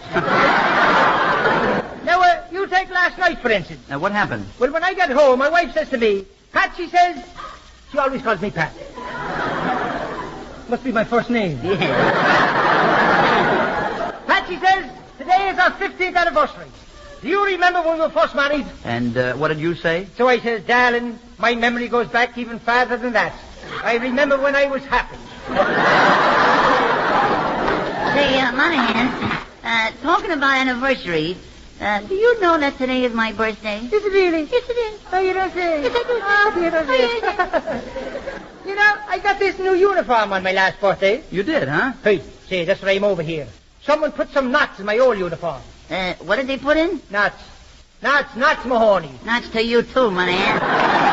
But tell me, who do you suspect? Well, now, my wife saw a little red-headed fella who looked an awful lot like Mahoney here around the house. Now, Officer Monahan, how could you suspect me? Matter of fact, it was the spitting image of Mahoney here. Sergeant Monahan, you couldn't think it was me. Why, I've a good mind to arrest you. Captain Monahan, you don't think it was me? I think I'd just take out my handcuffs and I'd... Commissioner Monahan? And I'd just... Did you say Commissioner Monahan? Uh-huh. Well, now that I'm in charge of the police force, I got more important things to do. So long, boy. Goodbye, Monahan. Come on. lovely Bill Barton sings about the San Fernando Valley. I have a little tale to tell about a place I know so well. And so I say, go west, young man, to the land above the Rio Grande. Oh, I'm packing my grip, and I'm leaving today, 'cause I'm taking a trip California way. I'm gonna settle down and never more roam, and make the San Fernando Valley my home. I'll forget my sins, I'll be making new friends, where the west begins and the sunset ends, 'cause I've decided where yours truly should be, and it's the San Fernando Valley for me. I know that I'm safe in Satan, he will be waiting when my lonely journey is done. And kindly old Reverend Thomas made us a promise he would make the two of us one. So I'm hitting the trail to the cow country. You can forward my mail, care of RFD. I'm gonna settle down and never more roam, and make the San Fernando Valley my home. So if you're ever traveling far, just can't figure where you are, if the prairie moon is wide and high, you really made it, you're in the San Fernando Valley.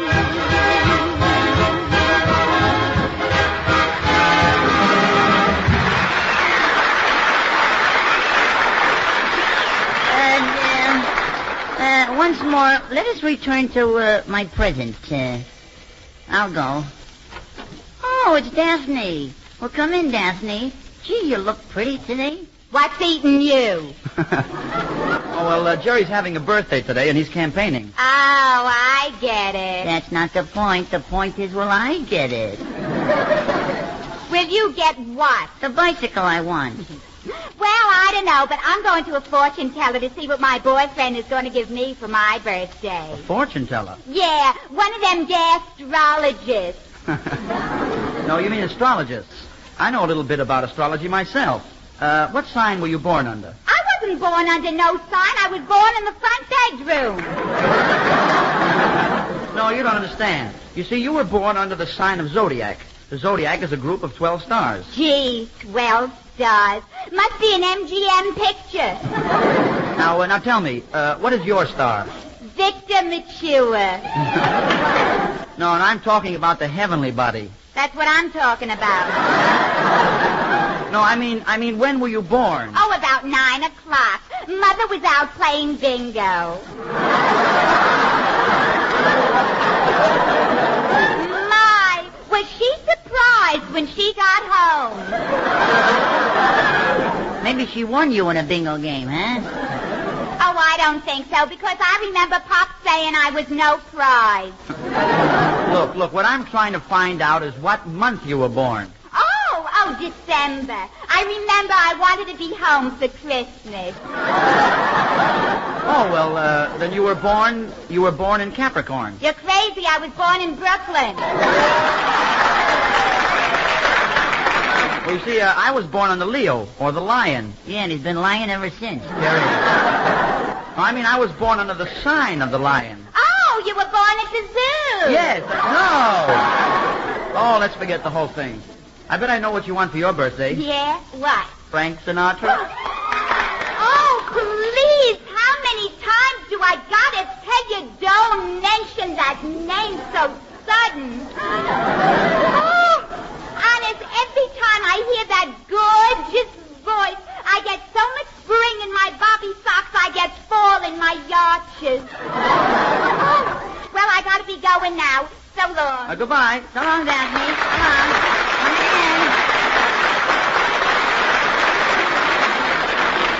Oh, gosh. I wish people would leave us alone long enough for me to find out what my present is. Tell me, Winchell, did you get me... It's a conspiracy, that's what it is. We'd clean up if we charged a nickel admission here. Come in. Good day, my young friend. I represent the Pulp Golf and Gamble Publishing Company. We're featuring a wonderful new volume that shows you how to have an irresistible personality. It's called 50 Nifty Art Poses. Wait a minute, that's the wrong book, brother. Here it is. How to be charming though repulsive. Now, this little volume tells you in 5,000 easy lessons how you can make people slap you on the back instead of the face. All right, brother. Here is lesson number 1, the charming smile. And now, here is lesson number 2, the winning laugh. Don't do that. And now, brother, now here is lesson number 3, the friendly slap on the back. All right, now I'm going to let you in on something, the secret of the lovable disposition. Be a good listener. Don't hog the conversation. Let the other guy talk. Always keep your trap shut. How many copies do you want? Well, I'll tell you. I know what you're going to tell me. You're going to tell me you can't read. Why, no. Well, why did you tell me that in the first place? Well, I'll tell you why. Because you have no consideration for other people. And do you know why? Well, I'll tell you why. Because you're selfish, that's why. You just don't care. And do you know why? Well, I'll tell you why. You don't care because you're selfish. And do you know why? Well, I'll tell you why. Because you just don't care. And why don't you care? Because you're selfish. And do you know why? Tell me why. How should I know? Hey, let me ask you something, huh? I have never seen it to fail. Here I am, trying to swindle you out of an honest dollar. I can't get away to Edgewine. 6 million people. I got to pick on a guy who doesn't... I tell you, I'm through. I'm going back to Pulp, Golf, and Gamble and tell him the guy who wrote this book is a heel. So long, heel.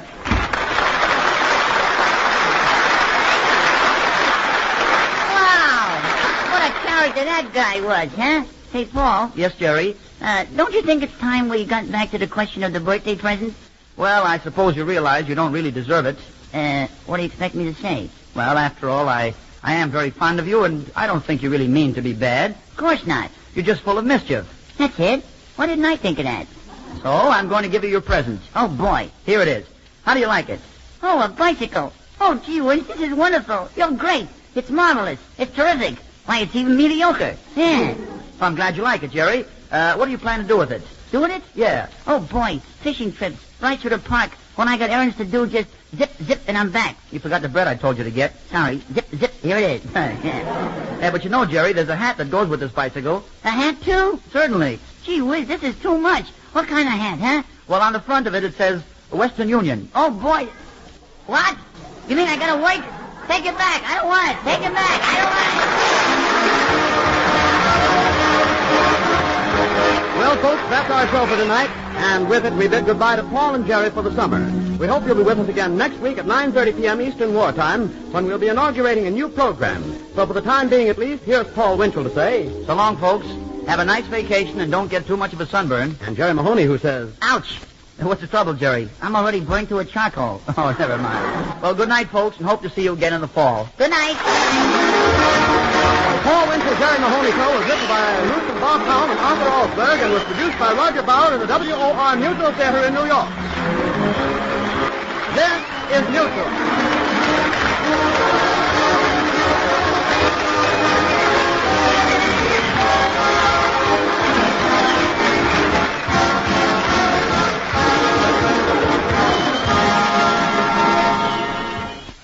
No offense to Paul Winchell, Jerry Mahoney was no Charlie McCarthy. Good character, funny kid, but that's why the show was on Mutual and not NBC, CBS, or even ABC. Paul Winchell, Jerry Mahoney, 9:30 p.m. as you heard, July 10th, 1944, 81 years ago today. Visit our webpage at classicradio.stream. And coming up next, Eve Arden as our Miss Brooks.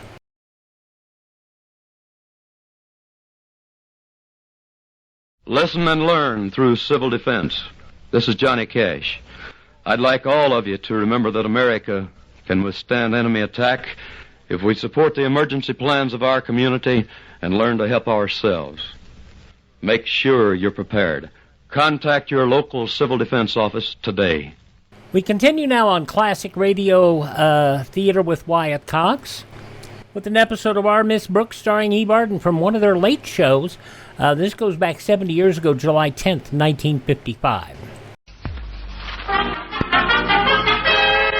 Now it's Our Miss Brooks starring Eve Arden.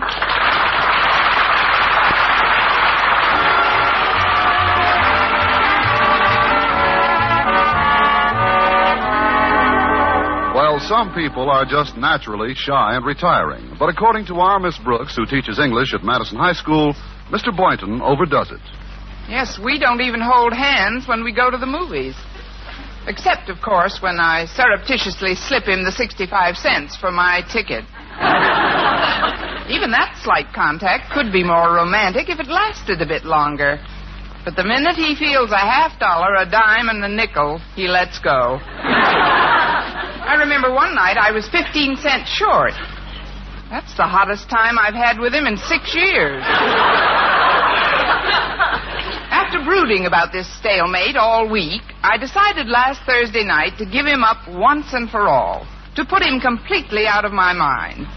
It was difficult to do, but once I had arrived at the decision, I stretched out on my bed, turned out the light, and in no time at all, I was peacefully writhing around, shredding my sheets.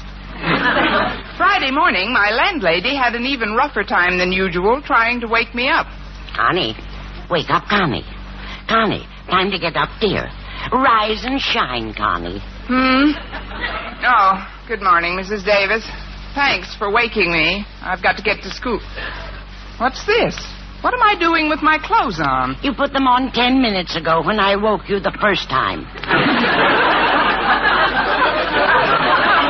I should have slept in them. They could use a good pressing. I'll straighten your bed while you get your shoes on. And goodness, what made you take all those face towels to bed with you? Those aren't face towels. That's what's left of the sheet. I'm afraid I had a very restless night, Mrs. Davis. I tossed and turned for hours. Worrying about Mr. Boynton, Connie? Not anymore. I decided to call it quits. But, Connie... Oh, I know I've said that before, but this time I mean it. I'm going to forget all about him. When did you arrive at that decision? Yesterday, after another one of our amorous dates in the park zoo. It was terribly disappointing, Mrs. Davis. The more so since 4 or 5 minutes seemed genuinely romantic when Mr. Boynton breathed on the back of my neck. When did you do that? While he was looking over my shoulder at the monkeys. He's a strange man in many ways, Connie, but I'm sure you can patch it up. Well, there's nothing to patch up, Mrs. Davis. I'm just going to put him out of my mind completely. Well, whatever you say, dear.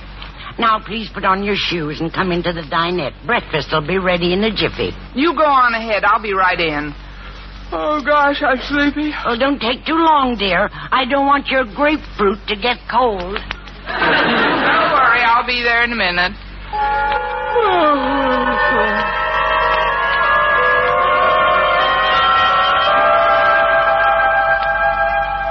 Oh, Connie. Connie, would you like some toast? Oh, yes, Mrs. Davis, I'd love some toast. Where is it? Just lift your head, dear. It's under your cheek. I can't remember when I've been so knocked out. It was those dreams, I guess.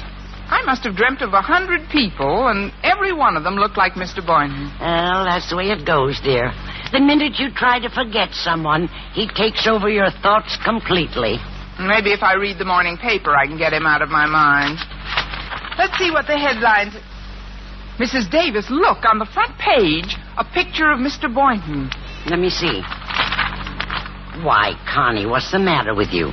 This is the Indian ambassador. What? Well, I should say the American ambassador to India. But he's the image of Mr. Boynton. The hair, the eyes. Well, on closer study, this seems to be a much older man than Mr. Boynton. Still, there's a remarkable resemblance. You only imagine there is because of your mental conflict. Don't you see, Connie? One side of your mind is trying to boot Mr. Boynton out, while the other side is trying to lock him in. No wonder it's so noisy in there. Honestly, my head is just spinning. Well, take it easy, dear. Remember, the one thing most difficult to forget is what you're trying to forget. If you'll cooperate with me, Connie, I'll show you just what I mean with a simple little experiment. Just try to forget an object on this table. Anything at all. Well, the coffee pot, for example. This coffee pot? Any coffee pot. Now close your eyes and clear your mind. Close them tightly. That's it. Now, Connie Brooks, I command you not to think of a coffee pot. There's no such thing as a coffee pot. No coffee pot at all. Just keep telling yourself you must not think of a coffee pot. No coffee pot. I must not think of a coffee pot. That's right. No coffee pot. No coffee pot. Now, quickly, Connie, what are you thinking of? A coffee pot. I can't understand it. Something must have gone wrong. Try again now. Are you still thinking of a coffee pot? Yes, but it looks like Mr. Boynton. The handle is the same shape as his nose. The lid is the same shape as his head. In fact, the whole thing is... No, I'm wrong. It couldn't possibly be Mr. Boynton. Why not? It's percolating.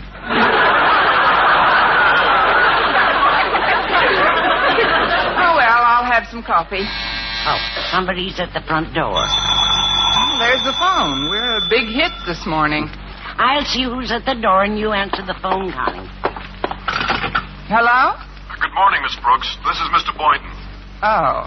Just what do you want, Mr. Boynton? I called to ask if you'd care to join me this afternoon. Where?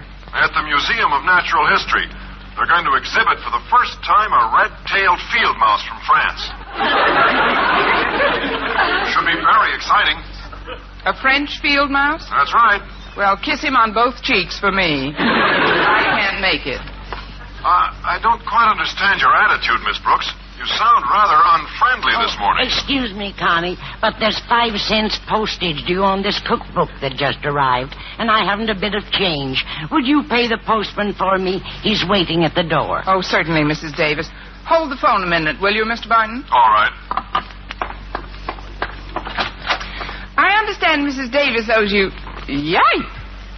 What seems to be the trouble, ma'am? Mr. Boynton, what are you doing in that postman's outfit? And how did you get off the phone and over here so quickly? Did you say Boynton, ma'am? My name is McDonald.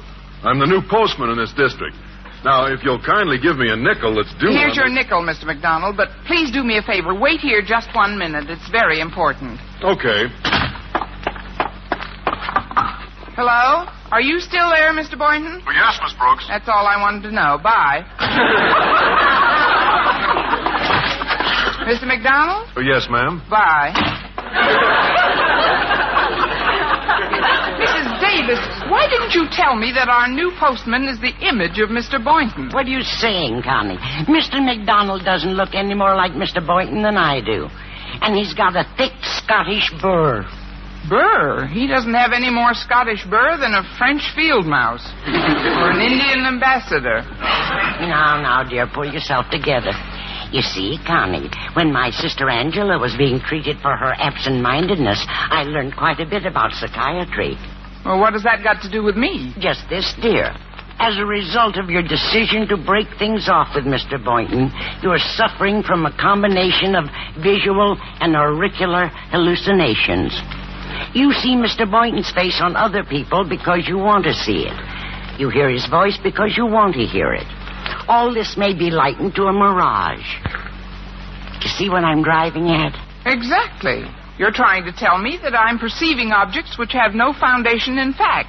I'm experiencing sensations which have no actual external cause, and that I am, in general, blowing my cork. Oh, it's not that bad, dear. Not that bad. When everybody I see looks like... Wait a minute. Why don't you look like Mr. Boynton to me? It doesn't work that way, Connie. Familiar faces don't change. It's new ones that assume his identity most readily. But don't you worry, dear. I've got the best remedy in the world for your trouble. What is it? Diversion. I'm going to give a big party here tonight. We'll invite the Conklins, some of your students, and by all means invite Mr. Boynton. He should help you forget him best of all. Oh, no, you don't, Mrs. Davis. I appreciate your giving me a party, but if it's just one of your schemes to bring Mr. Boynton and me together... Now, don't be silly, Connie. If you don't want him to come, that settles it. Thanks, Mrs. Davis. Well, of course, if the party doesn't do the trick for you, you can always see Dr. Friedkin. He's the analyst who took care of Angela.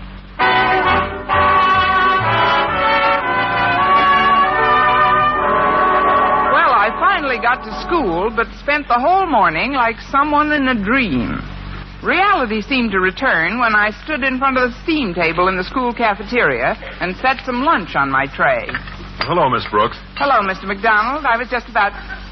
Mr. McDonald, what are you doing at school? Shouldn't you be delivering the U.S. mail? Miss Brooks, I'm Mr. Boynton.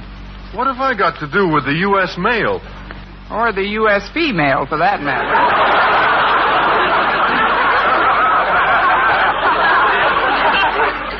How's the field mouse from France? Well, now that you mention it, I heard this morning that the exhibit's been called off. The French field mouse never got here. Seems there was a strike, and the boat he was on couldn't leave port. You mean he was too chicken to swim? If you'll excuse me, I promised I'd join Walter Denton at his table. I really don't understand why you're giving me the cold shoulder today. If my shoulder is cold, Mr. Boynton, it's only because somebody blew a big chance to warm it up.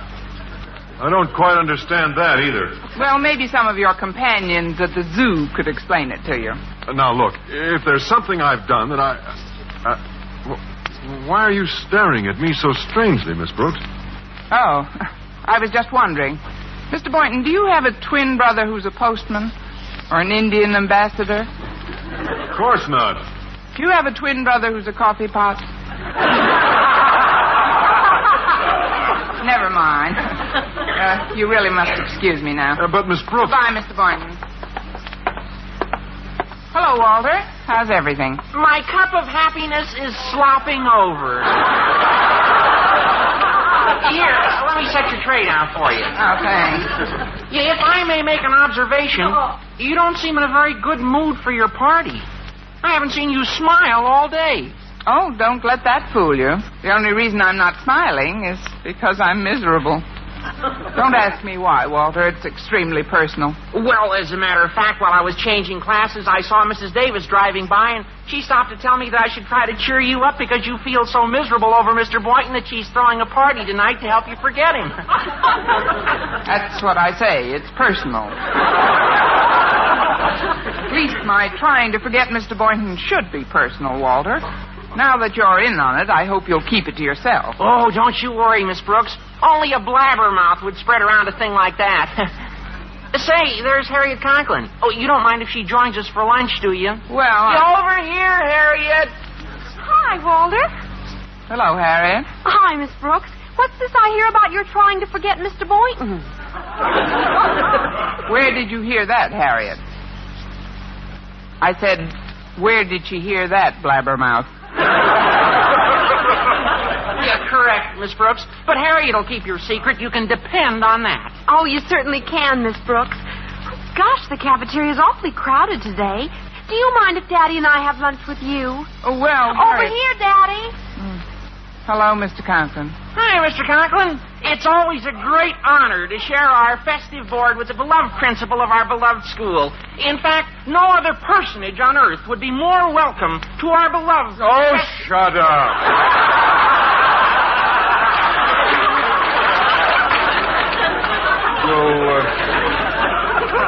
Go and order my lunch, Harriet. All right, Daddy.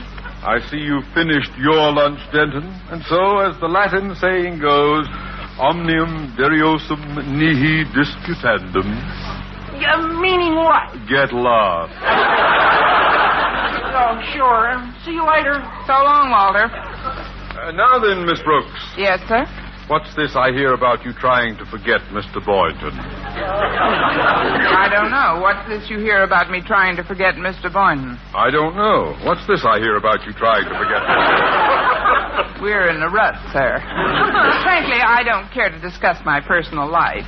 As my principal, you're empowered to question me only on those matters which are pertinent to school business. This does concern school business. You're supposed to spend 6 hours of every day in your classroom, Miss Brooks, and yet most of that time I see you in the hallway galloping after Mr. Boynton like a hopped-up gazelle. If you really intend to forget him, therefore, I can look for an improvement in your work. I can only assure you, Mr. Conklin, that not only is there absolutely nothing between Mr. Boynton and me, but there's going to be less. Good.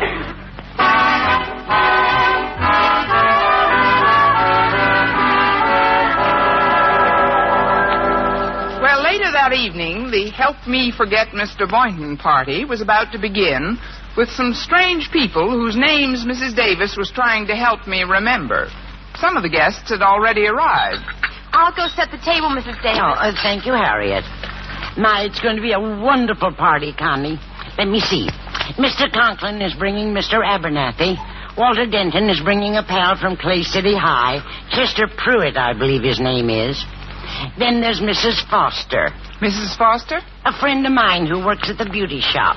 I've been wanting you to meet her for months. Now, is there anyone special that you forgot to invite?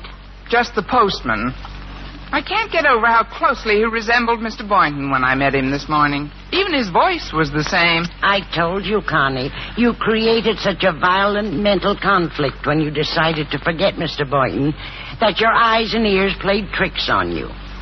If you'll call Dr. Friedkin, my sister's analyst, he'll explain it to you in a minute. Well, I'm hoping this party will be all the medicine I need to make me forget that Mr. Boynton ever existed. Miss Brooks, Daddy is so hungry, he said he could eat his weight in cold cuts. Well, I'm not going to cook a moose just for him. He'll have to be patient, Harriet. Is Mr. Abernathy with him? Oh, not yet. He stopped at the store for something. But Walter and his pal Chester Pruitt are here. Cute boy. They're playing marbles on the rug. Yeah, that's nice. But you ought to go in and chat with your guests, Connie. I'll finish preparing dinner. All right, Mrs. Davis. Hello, Mr. Conklin. When do we eat? You'll probably eat while I'm carrying dinner to the table. It'll just be a few minutes, sir. Oh, I suppose that's Mr. Abernathy at the door. I'll get it. Yes, sir. Well, how are you tonight, Walter? Oh, just fine, Miss Brooks. Pick up your marbles, Chester. Miss Brooks, this is Chester Pruitt.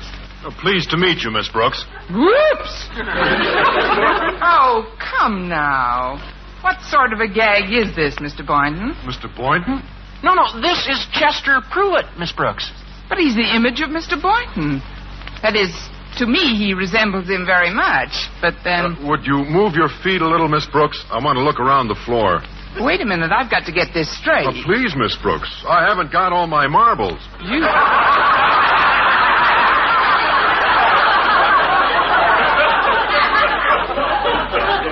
haven't got all your marbles. If I were in the Army, I'd be out on Section 8. Look, Mr. Boynton, Chester, how old are you? Oh, I'm 14, but I'm going on 15. I think it was real peachy keen of you to let me come over tonight. I think I'll go lie down. If you boys will excuse me. Oh, hold on there, Miss Brooks. I want you to meet a friend of mine. This is Mr. Abernathy. Oh, I'm delighted to meet you, Miss Brooks. Huh? Wait a minute. You can't be Mr. Abernathy. You're Mr. Boynton. Mr. Boynton? Well, that's quite a compliment to pay a 70-year-old man.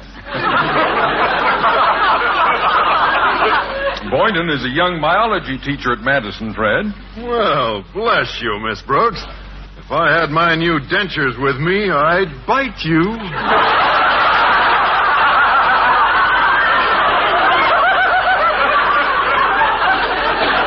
Excuse me a minute. Will you get the coffee, Connie? Not now, Mrs. Davis. Walter, take a good look at Mr. Abernathy. Okay? Now take a good look at Chester Pruitt. Now give it to me straight. Does either of them resemble Mr. Boynton? Not in the least. Uh-huh. Mrs. Davis. What is it, Connie? What's Dr. Friedkin's phone number? I'm ready for the couch. What's that, dear? Never mind, I'll look it up. Oh, come on, Miss Brooks. I'll help you get the coffee. You know, you seem kind of unsteady on your feet, Miss Brooks. But don't worry, you'll feel better after you eat. Yeah, sure. Yeah, I'd better take this coffee pot here and Oh, not that one. That's the one that looks like Mr. Boynton. Come again? There's no time to explain now, Walter. I've got to look up Dr. Friedkin's number in this phone book. D-E-F-F-A-E-F-L-F-R-F-R-I. Into the living room, Walter. The kitchen is just for us girls. All right, Mrs. Davis. Just trying to help. Oh, hi, Mrs. Foster. Good to see you. F-R-I-E-D-K-I... Connie, I want you to meet an old friend. Oh. This is Mrs. Foster. How do you do? Oh, no. I'm happy to know you, my dear. Mrs. Davis has told me and my husband so much about you. I'll leave you two alone and let you get acquainted. See you later. You'll forgive me for staring, Mrs. Foster, but there's something about your face. Yes, I know, but it can't be helped. Beautician or no beautician, I'm not the girl I used to be. That you can say louder. I mean, you look so very much like someone, and yet as you stand here in that off-the-shoulder dress... Oh, I'm so glad you like it, my dear. I made it myself. Of course, I don't do quite as much sewing lately as I used to. You don't? No. Not since the baby came. You have a baby? Well, what is it, a girl or a Boynton? I mean... Is it a boy? Well, my last born is a boy. I have 7 all told. Heavens, I don't know what I'd do without the diety service. But, Miss Brooks, you look rather pale. Naturally. My blood just left for Dr. Friedkin. You'll have to excuse me now, Mrs. Foster. I've got to make a very important phone call. If you'll step into the living room... Oh, but I don't know any of your guests aside from the Conklins and Walter Denton, Miss Brooks. Could the phone call possibly wait until you've introduced me to the others? Well, all right. Follow me. Mrs. Foster, this is Chester Pruitt. Hello, Chester. Chester, Mrs. Foster. Hello, Mrs. Foster. Mrs. Foster, Mr. Abernathy. Hello, Mr. Abernathy. Mr. Abernathy, Mrs. Foster. Hello, Mrs. Foster. Well, now that you've all met yourself... Oh, just a minute. There's one you haven't met, Miss Brooks, in the baby carriage right behind you. Baby carriage? I took the liberty of bringing the baby with me. He's only 6 months old, and the other children are a little rough with him. The little doll playing with his rattle. I'll lift the hood back and let you see him, Miss Brooks. Here we are. Oh, what a beautiful little bear. Goo, goo. Oh, no. Dr. Friedkin! Dr. Friedkin! Dr. Friedkin! Dr. Friedkin! Oh, Dr. Friedkin! Connie. Dr. Friedkin. Connie. Wake up, dear. Connie. Oh, what do you want, Mrs. Davis? Mrs. Davis? You'll never get to school if you keep dozing off in that chair, Connie. It's almost 7:45. Mrs. Davis, has Mr. McDonald been here yet? The new postman? What are you talking about? Our postman is still old Mr. Fitzgerald. He's been with us for years. Well, the party, Mrs. Davis. What about the party you were throwing to help me forget Mr. Boynton? I don't know anything about a party, Connie. You must be... Oh, you've been dreaming. Of course. Now I remember. After you'd gotten dressed, you told me that you were sick of Mr. Boynton taking you to the zoo so often. Then when I went to the front door to let Mr. Boynton in, you must have dozed off again. He's waiting for you in the living room. Mr. Boynton is? Excuse me a minute. Mr. Boynton? Mr. Boynton? Here I am, Miss Brooks. Mr. Boynton, do you have any plans for this afternoon? No, I haven't. Then will you take me to the zoo, please? But, Miss Brooks, we've been to the zoo practically every day this week. I like it. I like it.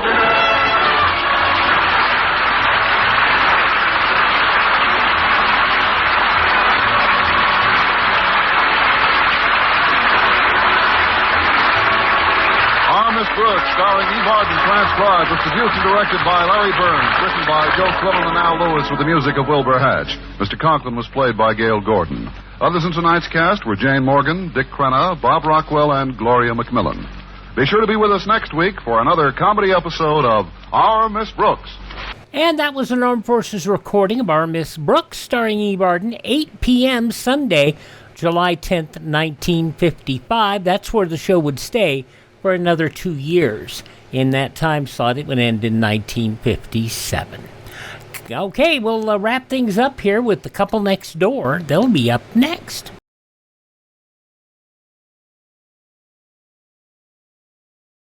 Civil defense is common sense. This is Boris Karloff. No one can guarantee the survival of every home during a nuclear war, but a strong civil defense can save millions of lives. Make sure that yours is one of them. Learn how to protect your home. Call Civil Defense today. Ah, yes, Boris Karloff and his antipasto. We'll wrap up the show now. Peg Lynch, Alan Bunce, an episode of The Couple Next Door, 65 years ago, July 10th, 1960. CBS Radio brings you The Couple Next Door, written by Peg Lynch and starring Peg Lynch and Alan Bunce.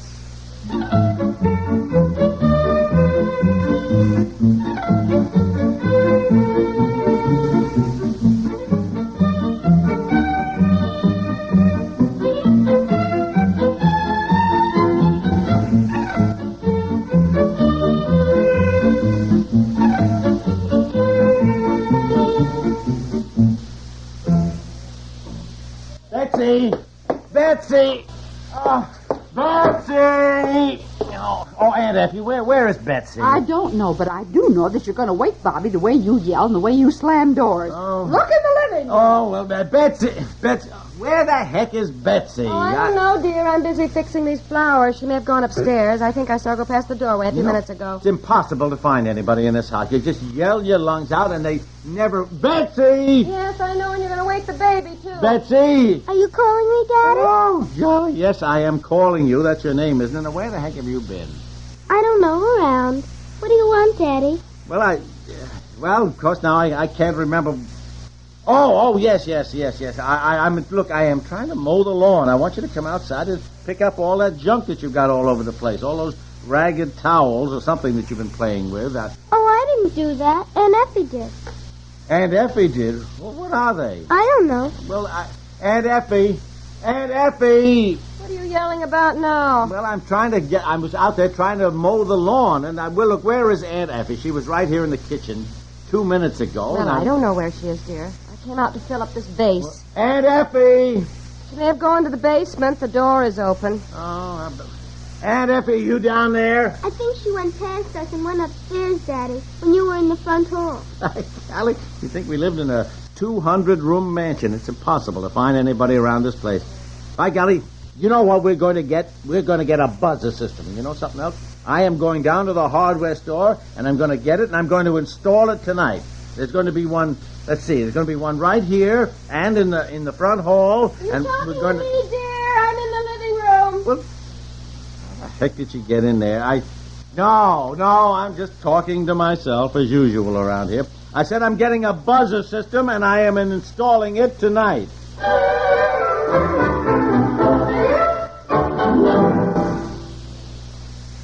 Got a light, buddy? It'll cost you only $70 million. Americans have some 180,000 lights at the wrong time and place each year. Each one flares into a torch, costing the country miles of magnificent forests. That means millions of board feet of valuable timber burned. Wildlife, fish, game, birds, cruelly destroyed. Soil erosion started. Watersheds crippled, crippling in turn communities and industries that depend on them for pure water, power, and light.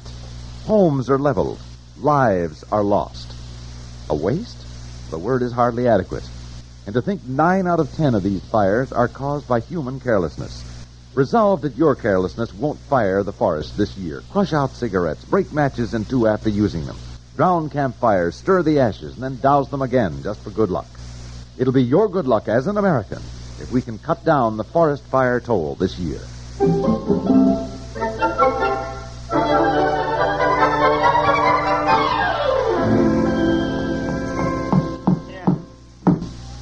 Are you going to eat any dinner at all tonight? No. I'll have a sandwich when I get through installing this buzzer system. Look, I want to finish it before it gets dark. You can always turn on the lights to work by, you know. No, it's easier to do something like this in the daylight. Look, everything on the table. Isn't he coming to eat? No. He'll have a sandwich later, he said. Honestly, after I made hot corn muffins and everything. You want me to butter you a corn muffin and bring it to you? Oh, no thanks, Well, there's Aunt 4 left. I've kept them hot in the oven. I wish you wouldn't put those little nails in your mouth. Well, I'm all right. Just get out of my light, will you? I could butter a corn muffin and bring it in to you. Aunt Effie, I cannot eat a corn muffin right this minute. I'm sorry, I'm busy. Well, he's going to be swallowing some nails in a minute. He won't have room for a corn muffin anyhow. Yeah. Oh, honey, please, it makes me so nervous to see people with nails in their mouth. Take it out. Don't look at me. I don't understand yet what he's doing. Well, I don't understand exactly either. Where now? All right, now, where should I put the buzzer? Here, right by the phone here, I guess. We certainly need one in the front hall, as being kind of a central point. What are you planning to do, my love, with all those wires? Well, now, don't worry. They won't show when I'm through. I'll run them around the doorways. What is this all for? Just to buzz somebody when you want them, so that you don't have to scream your head off to find them.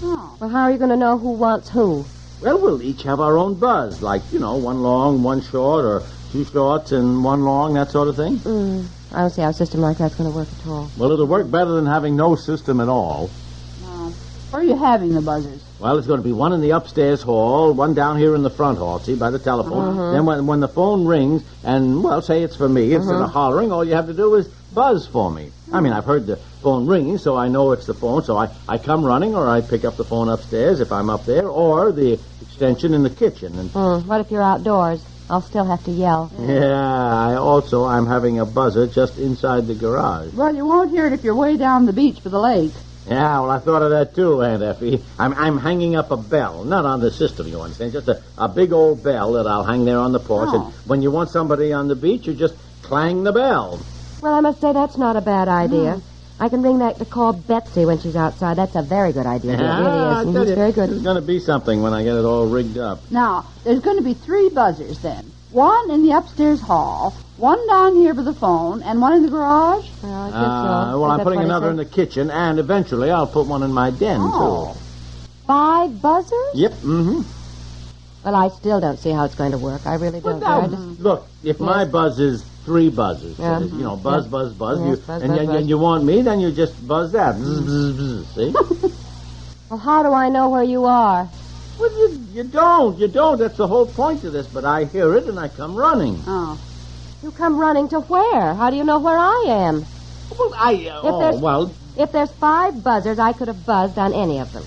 So then you have to go running all over the house to find me. Yes. Look, go away, will you, all of you, and just let me get it installed. Then I will show you how it works.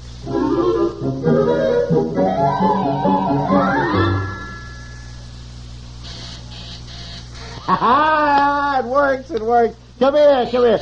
Oh, honey, look, did a buzz out in the kitchen? Hey, Pete says, where is everybody? Hey! Well, by golly, you put in a buzzer system and there's nobody around in here. Oh, Betsy. Gee, what's the matter? Where's your mother? Where is Aunt Effie? They walked down to the lake.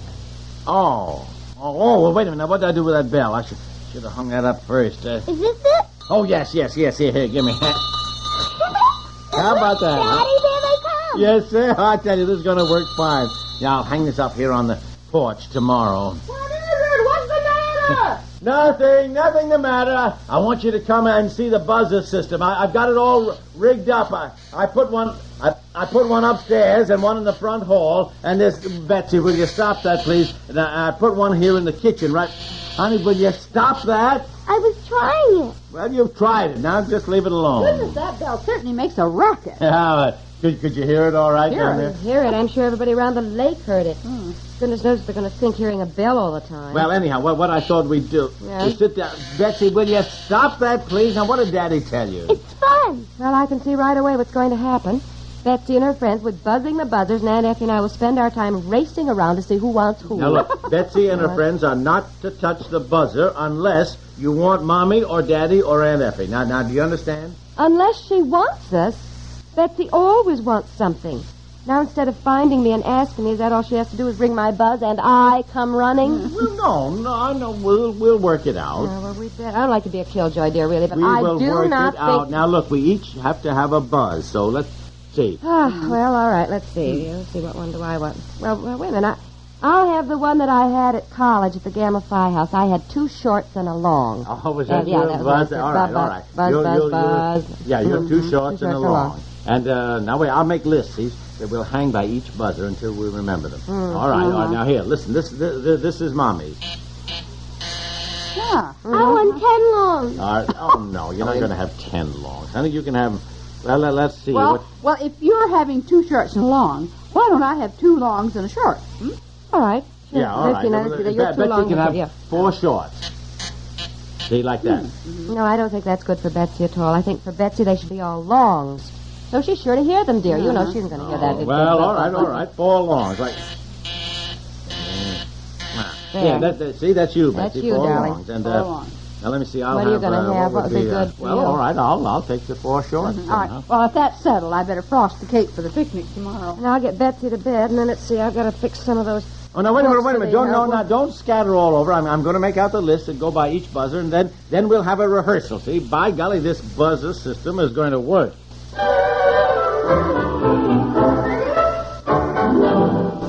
We'll return to the couple next door in just a moment. What's your definition of summertime fun?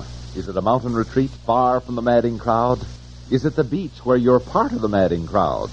Or do you go for the open road, new sights, new locales, and rolling countryside? Well, those are all popular definitions of summertime fun. Maybe yours is different. Maybe here's something that's bound to be true. You can't go anywhere where radio can't tag along. Whether it's the radio in your car, a portable on your shoulder, or a table model balancing on the rustic fence.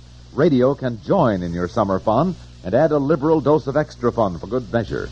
There's a never-ending variety of entertainment in the sound difference that makes for the different sound of this station, backing its hard-hitting local operation with the product of CBS Radio. So make sure radio is part of your summer fun. Take CBS Radio's network-size entertainment with you when you go and when you return. It's the way to be extra sure that pleasure attends you wherever you happen to be. There's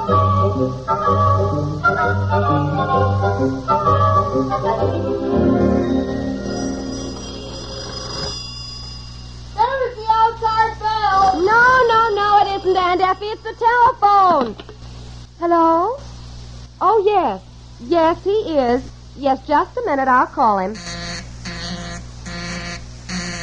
that for me? No, it isn't, dear. It's for Daddy. Where is he? I don't know. I think he's outside. Daddy! Did you ring my buzz? No, I didn't, Aunt Effie. What? Daddy! Don't yell at him, Betsy. This is supposed to work. Aunt Effie! There he is now. Oh, for Pete's sake, what's the matter? What's the matter? Didn't you hear your buzz? It's not my buzz. Mine is 2 longs and a short. Oh, well, who buzzed? Who wants who? I did, and I wanted you. Well, why don't you buzz my buzz, which is 4 shorts? I buzzed 4 shorts. Oh, but that was certainly not shorts that you were buzzing. You were buzzing long. Oh, honestly, well, that's... I thought Mommy was buzzing me. Well, I must say this is some system. All right. Now, look, from now on, this front hall will be the meeting place. Whoever is buzzed will come running to the front hall to see who wants him or who wants her and what they want. Come running? Yes. If I'm taking a shower and I hear my buzz, I'm to come running down, dripping wet, to have you ask me where the hammer is? Dear, if you were taking a shower, you wouldn't hear the buzzer. Well, all right. Well, what did you want? Here I am. Huh? Oh, I don't know what I did want. Oh, you want it on the phone. Oh, for Pete's sake, well, why didn't you tell me? Well, dear, honestly, you get me all mixed up. Hello. Buzzer system. I know. Hello. I know. How it's going to work. That's going to work at all. Yes. I know it. Oh, hi, Harry. Oh, look, boy, don't ask me what's going on around here. I tell you, a man tries Size is best to organize a household, but women are...